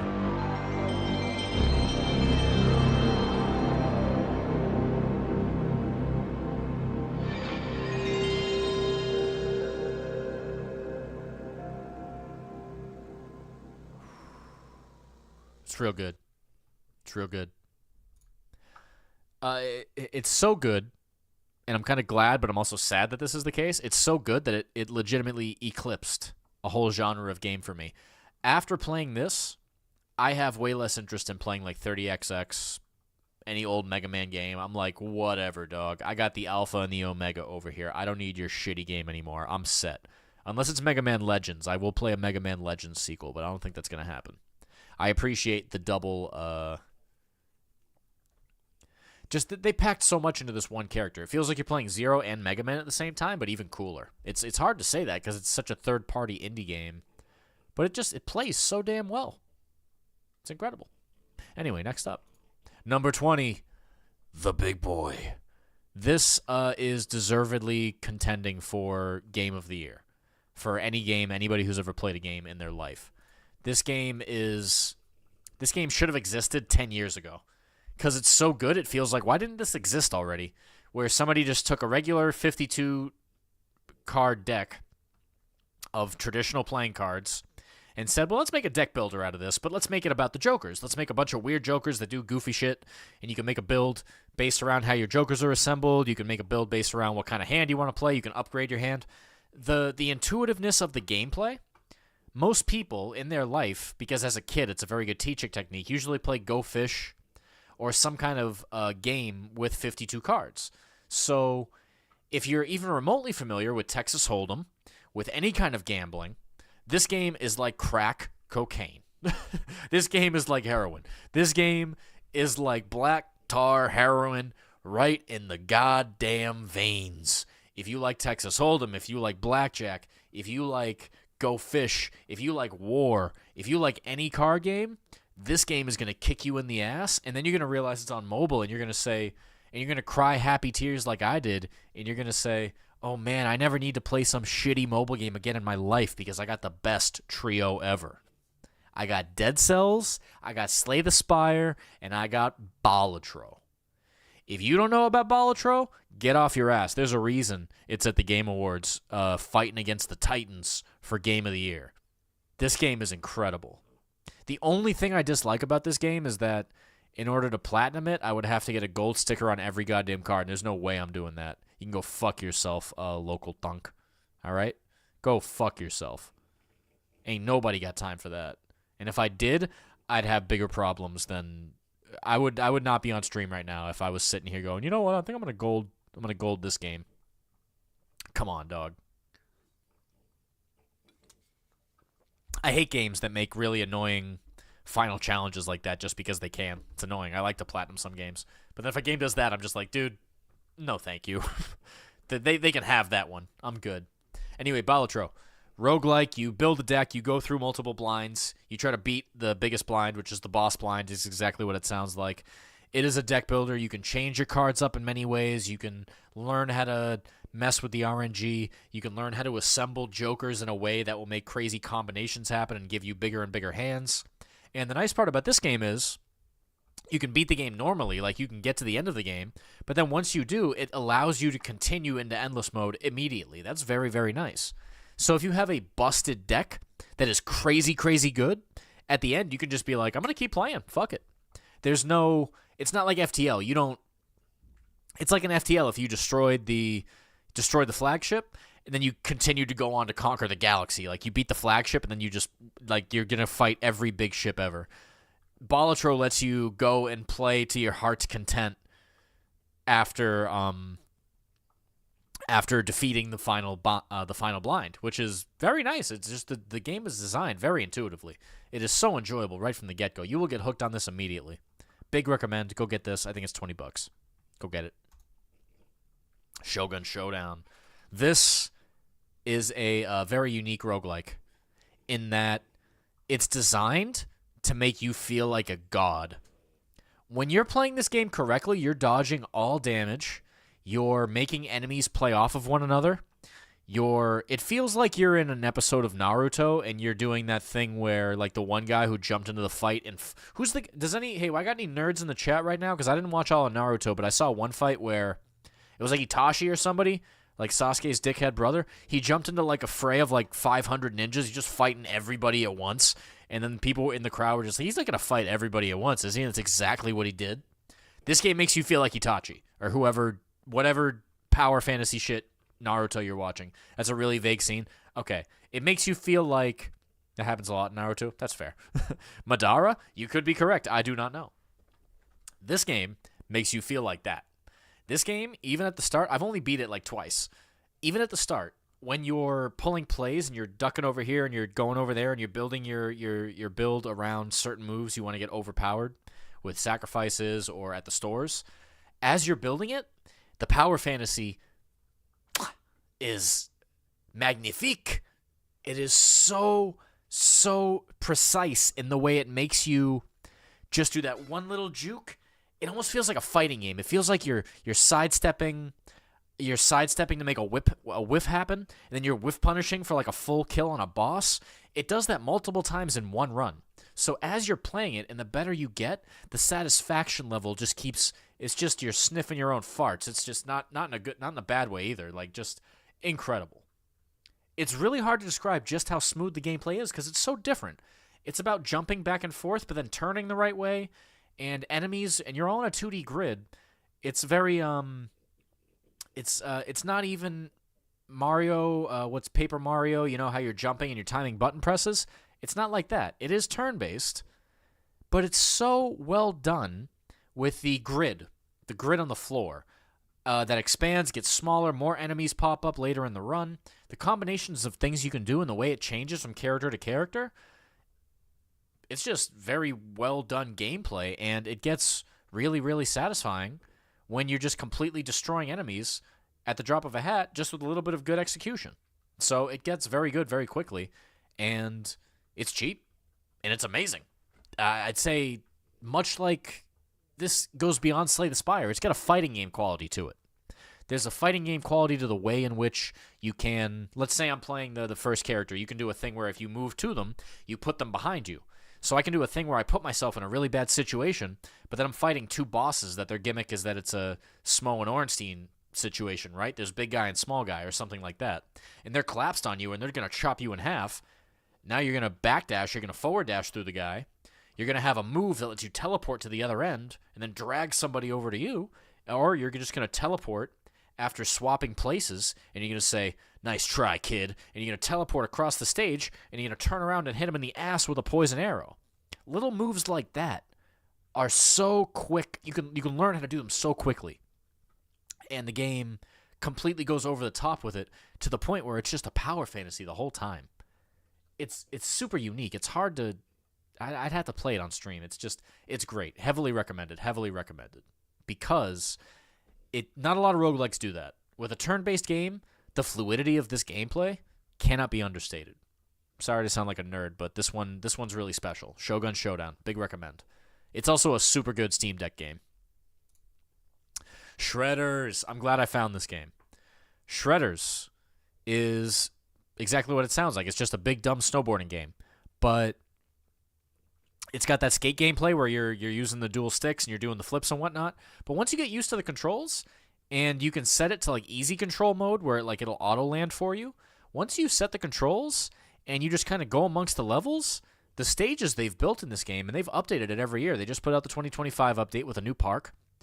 It's super chill. If you like snowboarding, like you actually enjoy snowboarding, I recommend this to anybody who even likes snowboarding a little bit. I used to snowboard as a young, and I haven't done it in a long time because I don't want to break a fucking leg. But it scratched that itch that I missed from like SSX, which is just hitting the slope and just doing a couple flips and stuff and just wiping out, having a good time. It's $25. It's been updated for 2025. They're going to put another update next year, I believe. There's actual skating gear in it. The single player has a few amount of stages. You can just skip the cutscenes. And it plays very, very well. And the physics are on point. The grinding, I really like the rail physics. And I really enjoyed the openness of the gameplay where you can just kind of easily go wherever you want at any given time with either snowmobiles or just selecting it from like the map to get dropped somewhere. There's a few snowboarding games out. I think this is the best by a lot. I've played Riders Republic. I've played what else was in the snowboarding game? What was it called? Steep. I played Steep, and this is just chill as hell in the best of all ways. Only thing that's bad, not in all ways, I'm lying to you. This actually has really annoying voice acting and the single player, but you can just skip the cutscene. Just skip the cutscene and all that goes away. You can just mash the start button or whatever it is and skip all over it. Voice acting isn't great. It feels cheap, like not in a good way. It's not good, but that's fine. Who cares? Who gives a shit? It's a snowboarding game. Who cares about the voice acting? Sludge Life. This goes for Sludge Life 1 and 2. Do you guys watch Adult Swim at all? You like Aqua Teen Hunger Force? You like Squidbillies, huh? Little Loiter Squad? Maybe a little Saul the Mole Men? Perhaps an episode or two of, what else was on Adult Swim? Eric Andre Show, you know? That sort of business. This game is just a really fun kind of adventure. It's like a tiny, tiny version of Jet Set Radio where you're just trying to tag a whole bunch of spots in the map to progress. It's that, but with one big map with no loading times, which is very pleasant. And there's so much charm. There's just so much charm to be had. Artistically, this is just a great game. It costs $10. I got the first one for free on Epic Game Store. You can keep an eye out for a sale. You can get this for like $2. It's just a really fun one-day kind of game. You can platinum this in a day if you really wanted to, in like 3 hours. But it's just so enjoyable, and it'll make you smile in so many little moments that just the walk around. It's almost like an art exhibit, but the most fun art exhibit ever. It just makes you giggle. It's got that Beavis and Butthead or like a, gnarly kind of comic vibe to it. It's basically an Adult Swim video game, interactive, but in such a way that makes you, I don't know, it's hard to explain. Because the music is so good, the graphics are so good. It makes exploration very fun because every corner you turn has something interesting to like look over. It's just very comprehensive in the way the map, even though it's a remixed version of the first one, because these games are both the same. I would say get them both and play them back to back. It's the remix of the map is well done enough that you have a very fun time looking through the hotel and looking through the story of this game, and the endings are more fun, and the what else was better? The music, the introduction of some of the music techniques they use in 2. By techniques, I mean like getting to certain OST things. It's all fantastic. I think the second game has more fun endings than the first one, even though the first one has a really fun special ending you can get. Sludge Life 1 and 2, exploration, graffiti, walk and chat games with really, really fun aesthetics and motif. Great music, too. Big recommend because they're only like $4. You can get a fun weekend out of both of these games. You can play one game one day, and the other game the next day, and have a great time. And I think it would cost you like $5 for 5-6 hours of having fun. I value that pretty highly. Next up, I love this game, dude. This game rocks. Slackers, Carts of Glory. You're on caster wheels in a grocery cart doing 80 kilometers an hour. Not 80, but you get the idea. You're going very fast through suburban neighborhoods to try to get to the beer store before it closes. It's got multiplayer. It's got single-player time trials. It's got a fun little dev team, and it's got a low cost of $13. Go get this game. It is the best. I platinumed it. It took me a weekend to platinum it, and I loved every minute of it. Loved every minute of it. I will get some lobbies with this game with people anywhere, anytime, any day. Can't wait. Can't wait. This game is getting more content soon. More content soon. But it's exactly what it sounds like. I would just say go watch the trailer. Trailer will sell this game better than I can. It takes about 45 seconds. But the graphics are great. The stages are good. There's more coming. And it's got multiplayer, which are just like chill lobbies where you're all in the lobby and you just keep doing runs. Whoever gets the best time wins. They'll probably add more modes as they go because they're like an indie studio and they probably made a decent amount of money. But I need people to buy this game. It's only $10. It's $10 on sale. It's $13 normally. Please get this game. I guarantee you will get at least 5 hours of fun out of it if you even remotely try to beat all the stages. Forget about platinum them. How long did it take me to platinum them? I think it took like 12 hours. Worth every minute. So enjoyable. And it has an original soundtrack that's pretty good. It has an original soundtrack. It's repetitive. You can't listen to it the whole time, but it's got an original soundtrack that's pretty enjoyable too. So the artistic merits of it are there. It's really smooth gameplay. The concept is great. And the satisfaction you get by hitting a good time is extremely satisfying. Because the difficulty of steering the cart, it feels like hitting a really, really hard combo in Tekken. It feels like you did a touch of death combo with Kazuya. Yeah, hard stuck in Fluji. You know what I'm talking about. You know, down forward 2 counter hit with Kazuya, and then touch of death, which is you got to do a frame perfect electric to even get that launch to hit. It's like hitting that when you hit a good line with this game, and then you can watch the replay and you're just like, oh yes. Because you feel like a drunken idiot, but there's that satisfaction of a drunken idiot who just did some drunken boxing and knocked 3 people out or something. So enjoyable. Next up, Throne Fall. Okay. This game is like a really nice glass of wine. This game is tower defense, but also like RPG, ARPG, where like you're running around and fighting the enemies, and you can micro it a bit, and you can really like you can make it so it's more about you, the person stabbing the enemies with your spear or chopping them with your axe or whatever weapon you're using. Or you can kind of go more into tower defense mode. You can pick certain things. This game's the depths of the systems. It's like the best tower defense game I've ever played when I really think about it, because it's so simplistic. It doesn't do any story. It doesn't do anything but like 12. I think it's like 12 pretty interesting maps. And even though you can only summon towers on specific spots, the depths of the gameplay to let you pick your build is still really, really wide, because it gives you all of these different customization options. It gives you like an insane amount of replayability. It lets you pick, okay, your towers do this, your have more health, your units do more damage, or it could be like you do no damage, but your units do twice as much damage. You can pick different builds.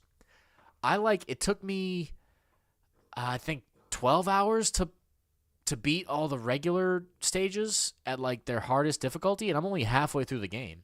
So this is just a matter of like the money being so worth it. Also, from what I've seen of the gameplay, there's this game coming out called Dino Lords, which is by the Ghost Ship Games Publishing is doing that, which is that cool game that got announced, which is like it looked like almost like Rise of Nations, but with dinosaurs. It was some good-looking RPG, or some good RTS, rather. And this game plays a little bit like that feels, but tower defense. So there's this game coming out that's going to be like this. This game plays smooth as butter. It's just like Nova Drift, and that just like the gameplay is so smooth and chill in the artistic merits of it.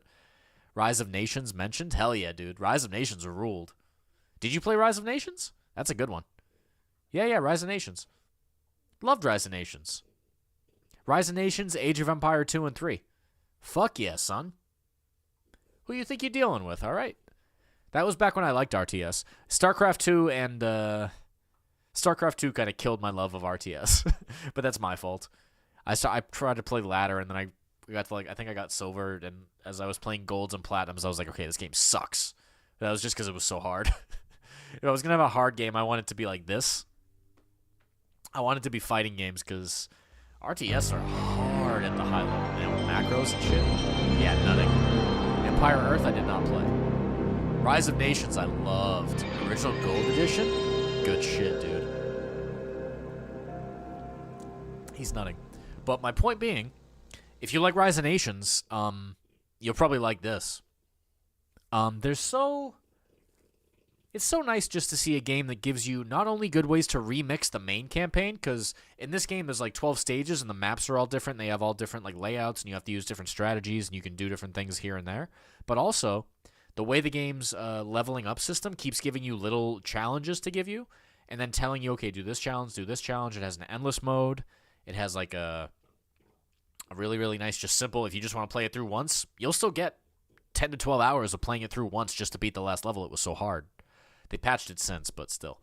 It's just incredibly, incredibly smooth. It's got that Nova Drift. I mentioned it with Nova Drift earlier. The game plays so smoothly that just booting it up, there's no annoyance even when you lose. It's just so smooth to play that even when you lose, it's so easy just to slide into another run. I don't have to mourn that my build was so good last game and I lost it, just like Slay the Spire. I don't have to worry about that. I can just slide right into the next run without even an ounce of bad times. So if you're min-maxing enjoyment, this game is like one of the best tower defense games I've ever played, if I'm real about it.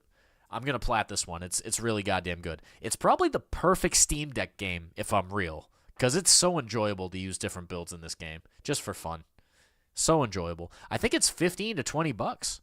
Really, really good. Really, really good. I hope the dev does more. I hope there's a Thronefall 2 at some point, because if they expanded this even more, this would be really, really special. Next up, my favorite auto shooter. I like Deep Rock Galactic Survivor. I thought Vampire Weekend was okay. I didn't mind Bone Razor Minions, but I shelved all those games I just mentioned, not just because they were in early access, but because this game existed. This is like if Diablo 2, or Diablo 1, and what other game I was thinking of? Diablo 1 and Vampire Survivor had a kid. But they were even better than both those games. Diablo 1, maybe not, but Vampire Survivor, very, very much so.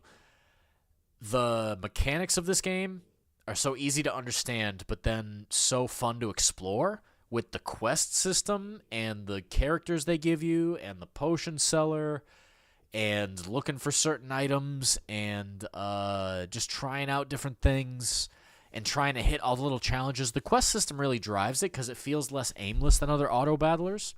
Like, the meta progression in this game is pretty fun. And there's a lot of very fun characters that you can just say, hey, I just want to play this character and try some runs on this stage or something, or try to beat this or whatever. And the best part about this game is the price point. It's only $6.66 when it's not on sale. I think it's like $2.50 when it's on sale. So in terms of bang for your buck, go get this game immediately. Immediately go get this game. Also, the graphics are fantastic. It's got a little voice acting that's good. It's got very good just overall graphical fidelity. Like, it's just fun to watch happen. And it's less flashy. It's less flashy and more mellow, kind of gothic style in a very enjoyable fashion. The textures are kind of like the sprites, and the textures are kind of flat in an enjoyable, it's a scaled back kind of graphical fidelity. It's lo-fi, but not really. So it's using old school game graphics, but it's bringing them up to modern standards in this, I don't want to say smooth. I want to say flat, but still pops.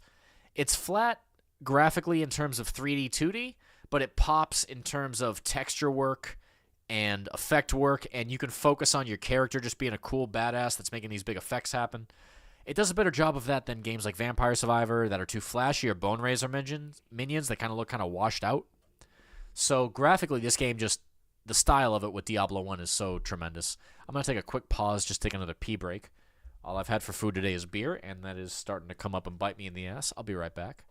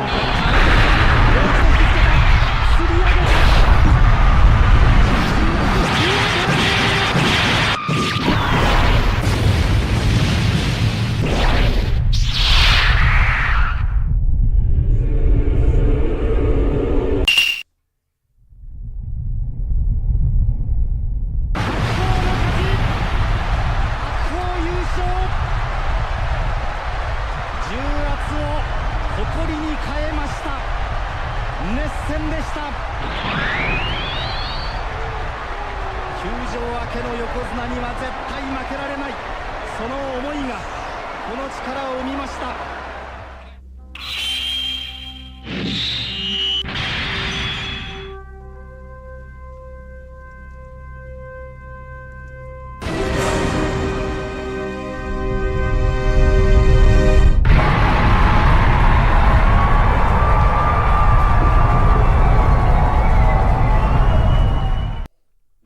I love living alone, you know, I got my own life. I'm not gonna have some girl telling me, hey, wake up, get dressed. I work out of the home. They're gonna push all this frilly frou-frou stuff on me like, you know, furniture, or dishes or whatever. No, we do paper plates here. Hey, it's just like when I was in high school and then I quit. I'm still bald, still single, still loving it.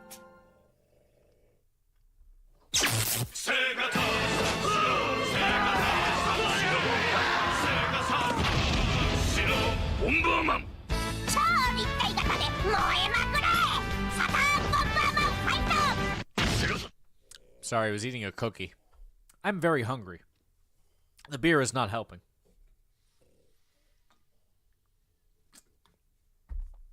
Anywho, almost to the end of the list. Halls of Torment, fantastic, super cheap, super good. Auto shooter, which basically means you just control your character, but they automatically fire away at the enemies. You can control them manually. But this game just has such an incredible job of making the meta progression fun, because you can use different builds, different characters. You can scavenge for items. You can just kind of play it through naturally. You can just play through and say, hey, I'm going to beat a couple levels, and that's a good time. And you can pay $6 for that. And that'll get you a good 10 hours of fun. So I say, for your money, this game is incredible. Especially if you really like the depth of the quest system and playing the different characters. If you take a liking to this Y-hander berserker, cool. If you like the guy who has the flamethrower, sweet. The cleric, stuff like that. It's very enjoyable to explore the roster. And it never wastes your time. This game never wastes your time. Gets right to the point. No frills, no nothing. Here's what we do. There's a couple of cool little cutscenes with a couple characters that just it's fun to listen to their voice work. And then you keep going. It's a very enjoyable game. It's insane that he only charged $6.66 for this. It's the best. Next up, right there with him. This game is all meat, no frills. This is Brotato. Now, this game is raw gameplay, and it is one of the few games where I didn't bring it up as disappointing because Brotato is all gameplay, no story. None whatsoever. There's not even a little bit of a story. Nothing like that. It's free on Epic right now, and if you like just running around killing stuff, Gauntlet style, the way this game works is you'll look at it and you'll say, this game looks so, and then you'll play it once and you'll say, oh, I see how it is. The depth of the roster. There's like 60, 70 characters to play, and they all have those little tiny build differences, and you're playing the game, and as you're building from wave to wave is wild. It's just insane how fun and effortlessly addictive that they made the flow of just running around and avoiding enemies. You increase the difficulty. It's just the twitchy nature of the bullet hell auto shooter thing. This is the only auto shooter that I think even remotely steps to Halls of Torment, because it's not being flashy, it's being raw. It's just raw it's about building your character with whatever gimmick they have, and it's about the second-to-second nature of the gameplay. That's all this is about. We're here to play the game. We're not here to fuck around. We're not here to give you some dumb story. We're not here to tutorialize you. We're not here to take 5 acts. We're here to game, all right? Kill some goddamn spuds, and then you do. Or spores, or whatever you're killing in that game. This game is only $5, and currently it's free on Epic. With the DLC, I think the DLC is like $8. Is this game $10 or $5? It's cheap as hell. But this game's cheap as hell, and the DLC Abyssal Terrors was out this year, and that is good too. I do not own it. I don't play this game, but I did enjoy it very much. I might go back to it someday, especially if it gets a sequel. If this game gets, I think you can do co-op. Is it split screen co-op or is it multiplayer online? Because this game has co-op, I do believe. And I think it. Oh, that's what I was gonna say. That's why I listed it. This game is fantastic co-op. This game is fantastic for co-op with family members, or just like to mess around with. If you're hanging out with your buddies, you got nothing better to do, you want to play. It's like Castle Crashers in that regard. It's got this co-op mode. It's very just hop in and just mess around Castle Crashers style. It's very enjoyable in that regard. Anyway, that's almost to the end. Next up, this game is, people need to be talking about this more. So this is Your Only Move is Hustle. This is a turn-based fighting game that takes place inside the frames of the fighting game. This is such a cool concept and done so well, and it encapsulates so much of internet culture with those old stick figure Flash comics that it is must play for anybody who's ever liked a fighting game. This is $5 on Steam. This is incredible. You can go on the workshop, and I guess there's about 300 more characters at this point. Everybody's broken. Everybody's insane. And you'll get your ass kicked by the AI. You'll get your ass kicked by everybody online. But then, at the end of every fight, you'll look at this replay of the fight, and you'll just have such a fun time seeing all those turn-based back and forth things turn into a big crazy animation. And then you can make any character you want, and it's so crazy. So this game is a triumph of gaming because it's so goddamn raw in the way it just wants to explore fighting game frame by frame with that back and forth, just your fantasy land of stick figures fighting off of each other and those old animations, just Dragon Ball Z shit happening, anime teleporting behind one another, parrying. It's what's that anime? Not Jujutsu Kaisen or whatever it's called.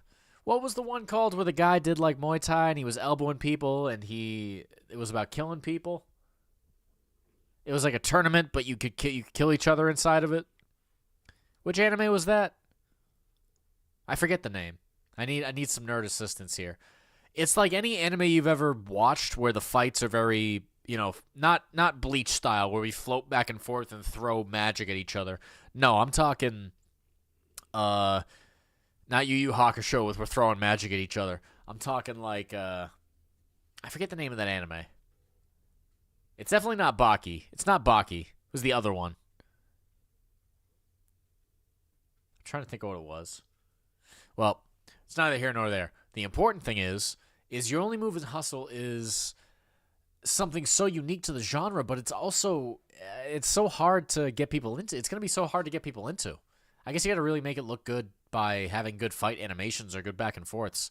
But this is like a fighting game that you play by doing certain moves one frame at a time, and the back and forth with you and the opponent turns into an animation at the end after you took however long to do each of your moves around the fight. So you can teleport over here, do 3 punches.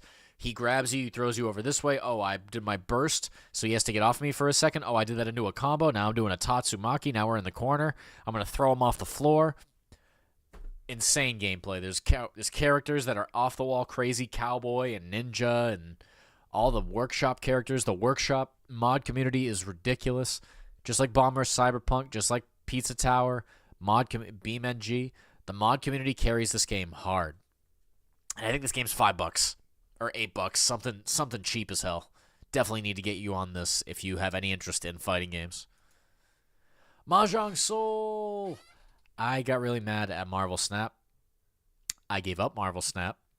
I started playing Slay the Spire, and I said, Slay the Spire is my card game, man, but I said, I need something a little extra, because I've been going bowling. I've been doing other things offline. I've been touching grass, but I need something I can play in IRL or on the computer. And then I thought, well, maybe I'll do poker. And I said, nah, poker's a little too gambling pilled. And I said, well, what else is gambling pilled but different? Something new I can do so I don't just feel like I'm playing cards and slapping down Texas Hold'em. Enter Mahjong. I played it in high school, and I have no idea what I'm doing. I still don't. But I would love to learn because Mahjong feels like the ultimate combination of... It's just like a bigger and better version of, making hands in... Not Uno. Uno is not making hands. Uno is getting rid of your cards. Making hands in poker, but also dominoes, where you're taking the cards from the pool and you're slapping down tiles, and everybody can take, like, you're taking tiles from one guy to try to make one combo, and I'm getting closer, and it's that Uno feeling of working yourself towards the victory, but also keeping an eye on your opponents like a hawk and just watching around, just looking back and forth like the dog at the end of that episode of The Simpsons, just like, has that motherfucker got the 3 I need? And this game is basically, I went searching for something that was free to play. Like, I don't have to pay money just to learn Mahjong. I can play with AI if I want to, because I'm starting out, so I have no idea what I'm doing. I just want to play with AI. And I don't have to do any of the gacha. I don't have to do any gacha bullshit to play the free-to-play game. This game is that to a T. You can ignore that shit completely. I just started learning Mahjong from scratch. Just started learning it from scratch, man. I forgot. I played back in high school 8 years ago. Not in high school, college. I played in college back 8 years ago. I forgot. I do not know. But I will definitely play this continually, and I will learn, because I've been reading up a little bit to see, like, what are they called? What's the thing to try to... I don't know. Fukuoka? I don't know what the hell the name is. But the thing you do to Yaku? Yaku, is that it? Like, the thing you do to get a win, or the different ways you can get a win and recognizing the tiles. I'm having fun delving into that, because I feel like learning Mahjong is the pathway to really fun times, because Mahjong is a party game. If you want to get drunk and stoned and hang the fuck out for hours, Asian dudes know how to throw down. I know this because I went to Asian high school, and those guys were throwing down. They are fun sons of bitches. Yeah, you need Yakuza to have a winning hand. I'm up shit creek without a paddle right now, man. I'm taking on hell with the squirt gun. I got no brain power when it comes to knowing how to play the game. All I know is I love dominoes because of this guy Joey Appleseed in the chat. We play dominoes at his place, but I said I need dominoes that are they got a little more juice. And I said, what the fuck? Mahjong is right there. It's basically Chinese dominoes. You're just trying to grab some dominoes, trying to slap them down. You're trying to make wins happen by whatever people are doing. Just hit me up. I'm always down to give tips for Mahjong. Oh, you're a big Mahjong guy. Great. I got somebody who's the homie then. I've been playing in competitive tournaments. Oh, this is why I'm glad I did this stream today. Thanks for coming by. All it takes is one son of a bitch in the chat. Give me a fun time. But yes, I love this game for one simple reason. Free to play. And it's both cross progression on Steam and mobile. So I have it on both. Excuse me. What's the Discord link for?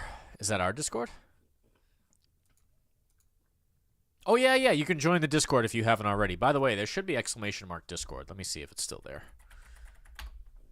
Yeah, Joey, if you just want the regular link, you can also do ! Discord. I believe that link is still good. Either way, yeah, if you want to swing by there, it's good. I'm doing more content over there. The good news is, this video, we're about to hit the last game. Let me just move on to that first. Bowling! I've been trying to touch grass more, a lot more. And I will tell you one game that is cheap as hell to play, is super fun to play, and I think is something people need more of. It's a hobby they do that's lethargic. Not lethargic. Lethargic would be going to a library and sitting there on heroin. No, I'm saying cathartic. Everybody needs a hobby that is not reliant on a television screen. Golf, a sport like tennis, a hobby like swimming, just taking hikes. Obviously, physical activity is a hobby. But I would say the best, most underrated hobby, and I only discovered it this past year, is bowling. In Boston, we have Candlepin, which is the bowling on the left there, which is basically the traditional bowling. This is the bowling before 10-pin became a thing. But Candlepin is exactly what it sounds like. It's candle pins, and it's a smaller ball that's about the size of a bocce ball. So it's basically bocce bowling, if you think about it that way. And it's the same exact thing as regular 10-pin bowling, except you get 3 throws instead of 2. And it's much harder to get those throws to hit because the ball is smaller, so you got to be more accurate. It's not like 10-pin where you can just get a good shot down the middle and you can take out half the rack. But bowling, I started going to a league, and I really, really enjoy it. And I would heavily recommend going out and trying to find an alley because a lot of them died during COVID, and we got to bring this sport back because without it, I think people aren't going to understand just how good a time it is to go bowling.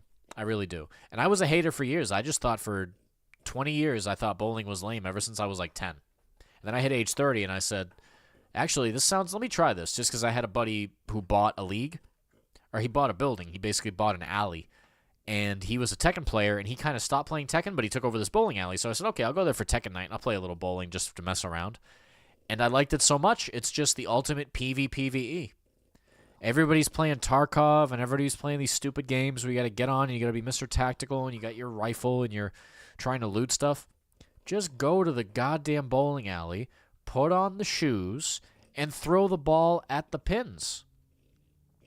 I can't think of a single video game that has ever even been remotely as fun as getting a spare or better in bowling. When you hit a spare in candlepin bowling, 10-pin bowling, duck-pin bowling, whatever the fuck you hit, the feeling of getting a spare or better, or a strike, God forbid you hit one of those, you're going to nut down your leg. And your soul is going to feel like you never felt since you were a kid and you were 12 and you were watching your favorite TV show. And something cool happened, like you're watching wrestling and you watch Rey Mysterio win the belt or something. Nothing feels like, no video game, fighting games come close. Fighting games come close, because if you sidestep punish something, or if you duck a high, and you launch somebody, and you do some big-ass combo, or you get a win in a tournament, that's up there. That's way up. That's right up there with bowling and getting a strike. But getting a strike in bowling, just like getting a fucking, getting a straight or some kind of flush draw in a Texas Hold'em game, the feeling of getting that strike and the audio-visual cue of the pins going down and then you turning around to whoever else is playing with you and going, oh, that's it. Nothing else comes close. Fighting games, Okay, nothing else comes close. Fighting games or a really hot poker table come close. That's it. Bowling is, and by fighting games, I mean you're in tournament and you do some sick shit to kick somebody's ass. And you get up and you're slapping 5 and you're fucking going, yeah, he's free as fuck. Look at, did you see that motherfucker? He didn't parry any of those lows. When you're losing your mind, that's bowling. And bowling is every week you're just looking for that really good frame or two. You get a couple strikes and you're just, oh my God, I'm nutting. I am nutting all over this goddamn alleyway. And it doesn't cost you much. It doesn't cost you much. You just got to find an alley, hopefully. I went to a 10-pin alley that was expensive, and I go to a league that is very fair. It's $15 a session, and that's 3 hours of a league. And I could stay beyond that, and we could play Tekken because he also hosts Tekken and fighting games there. I'm having such a good time. I had to bring it to a video about the best video games. Go bowling.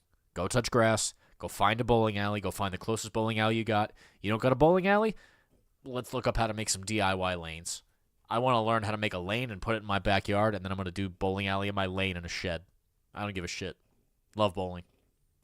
I'm new to it. I'm halfway through my current first season, my first league season, but I might make a bowling video game. I'll see how I feel next year, but I'm playing a lot of games this year for one reason only. I want to make a game, or I want to try to make a game. I might crash and burn, but goddamn it, I'm going to try. And the more I play games IRL and games online, the more I'm like, you know what? There could be a really fun bowling game I could think of a pretty fun bowling game just to make for fun. Regardless, that was the final game of the day. And thank you guys for watching. I appreciate it. That was a fun stream. That was 4 hours. Cheers to you. Go get something good for dinner. I got leftovers from Thanksgiving. You guys have a good night. And I'm going to go chop this up and throw it on YouTube as fast as I can. Have a great evening. Thank you for joining the Discord, man. I'll ask you for Mahjong advice over there. I'm going to play some on stream later.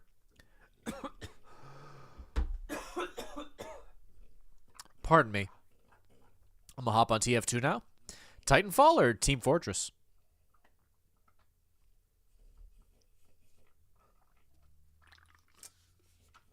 I still got Tekken 8 open. I'm going to try to get King to Tekken King tomorrow. Team Fortress, good shit. Have a good time, man. I might get on there someday. We got to have you play Fistful of Frags, my friend. I'll talk about that later, though. Come see me in the Discord. We'll get you in Fistful of Frags. We'll be having a good time very soon. Peace. Have a good night. More King next time. I'll actually play King because I advertised that as a King stream on YouTube. Sorry about that, fellas. We'll see you soon.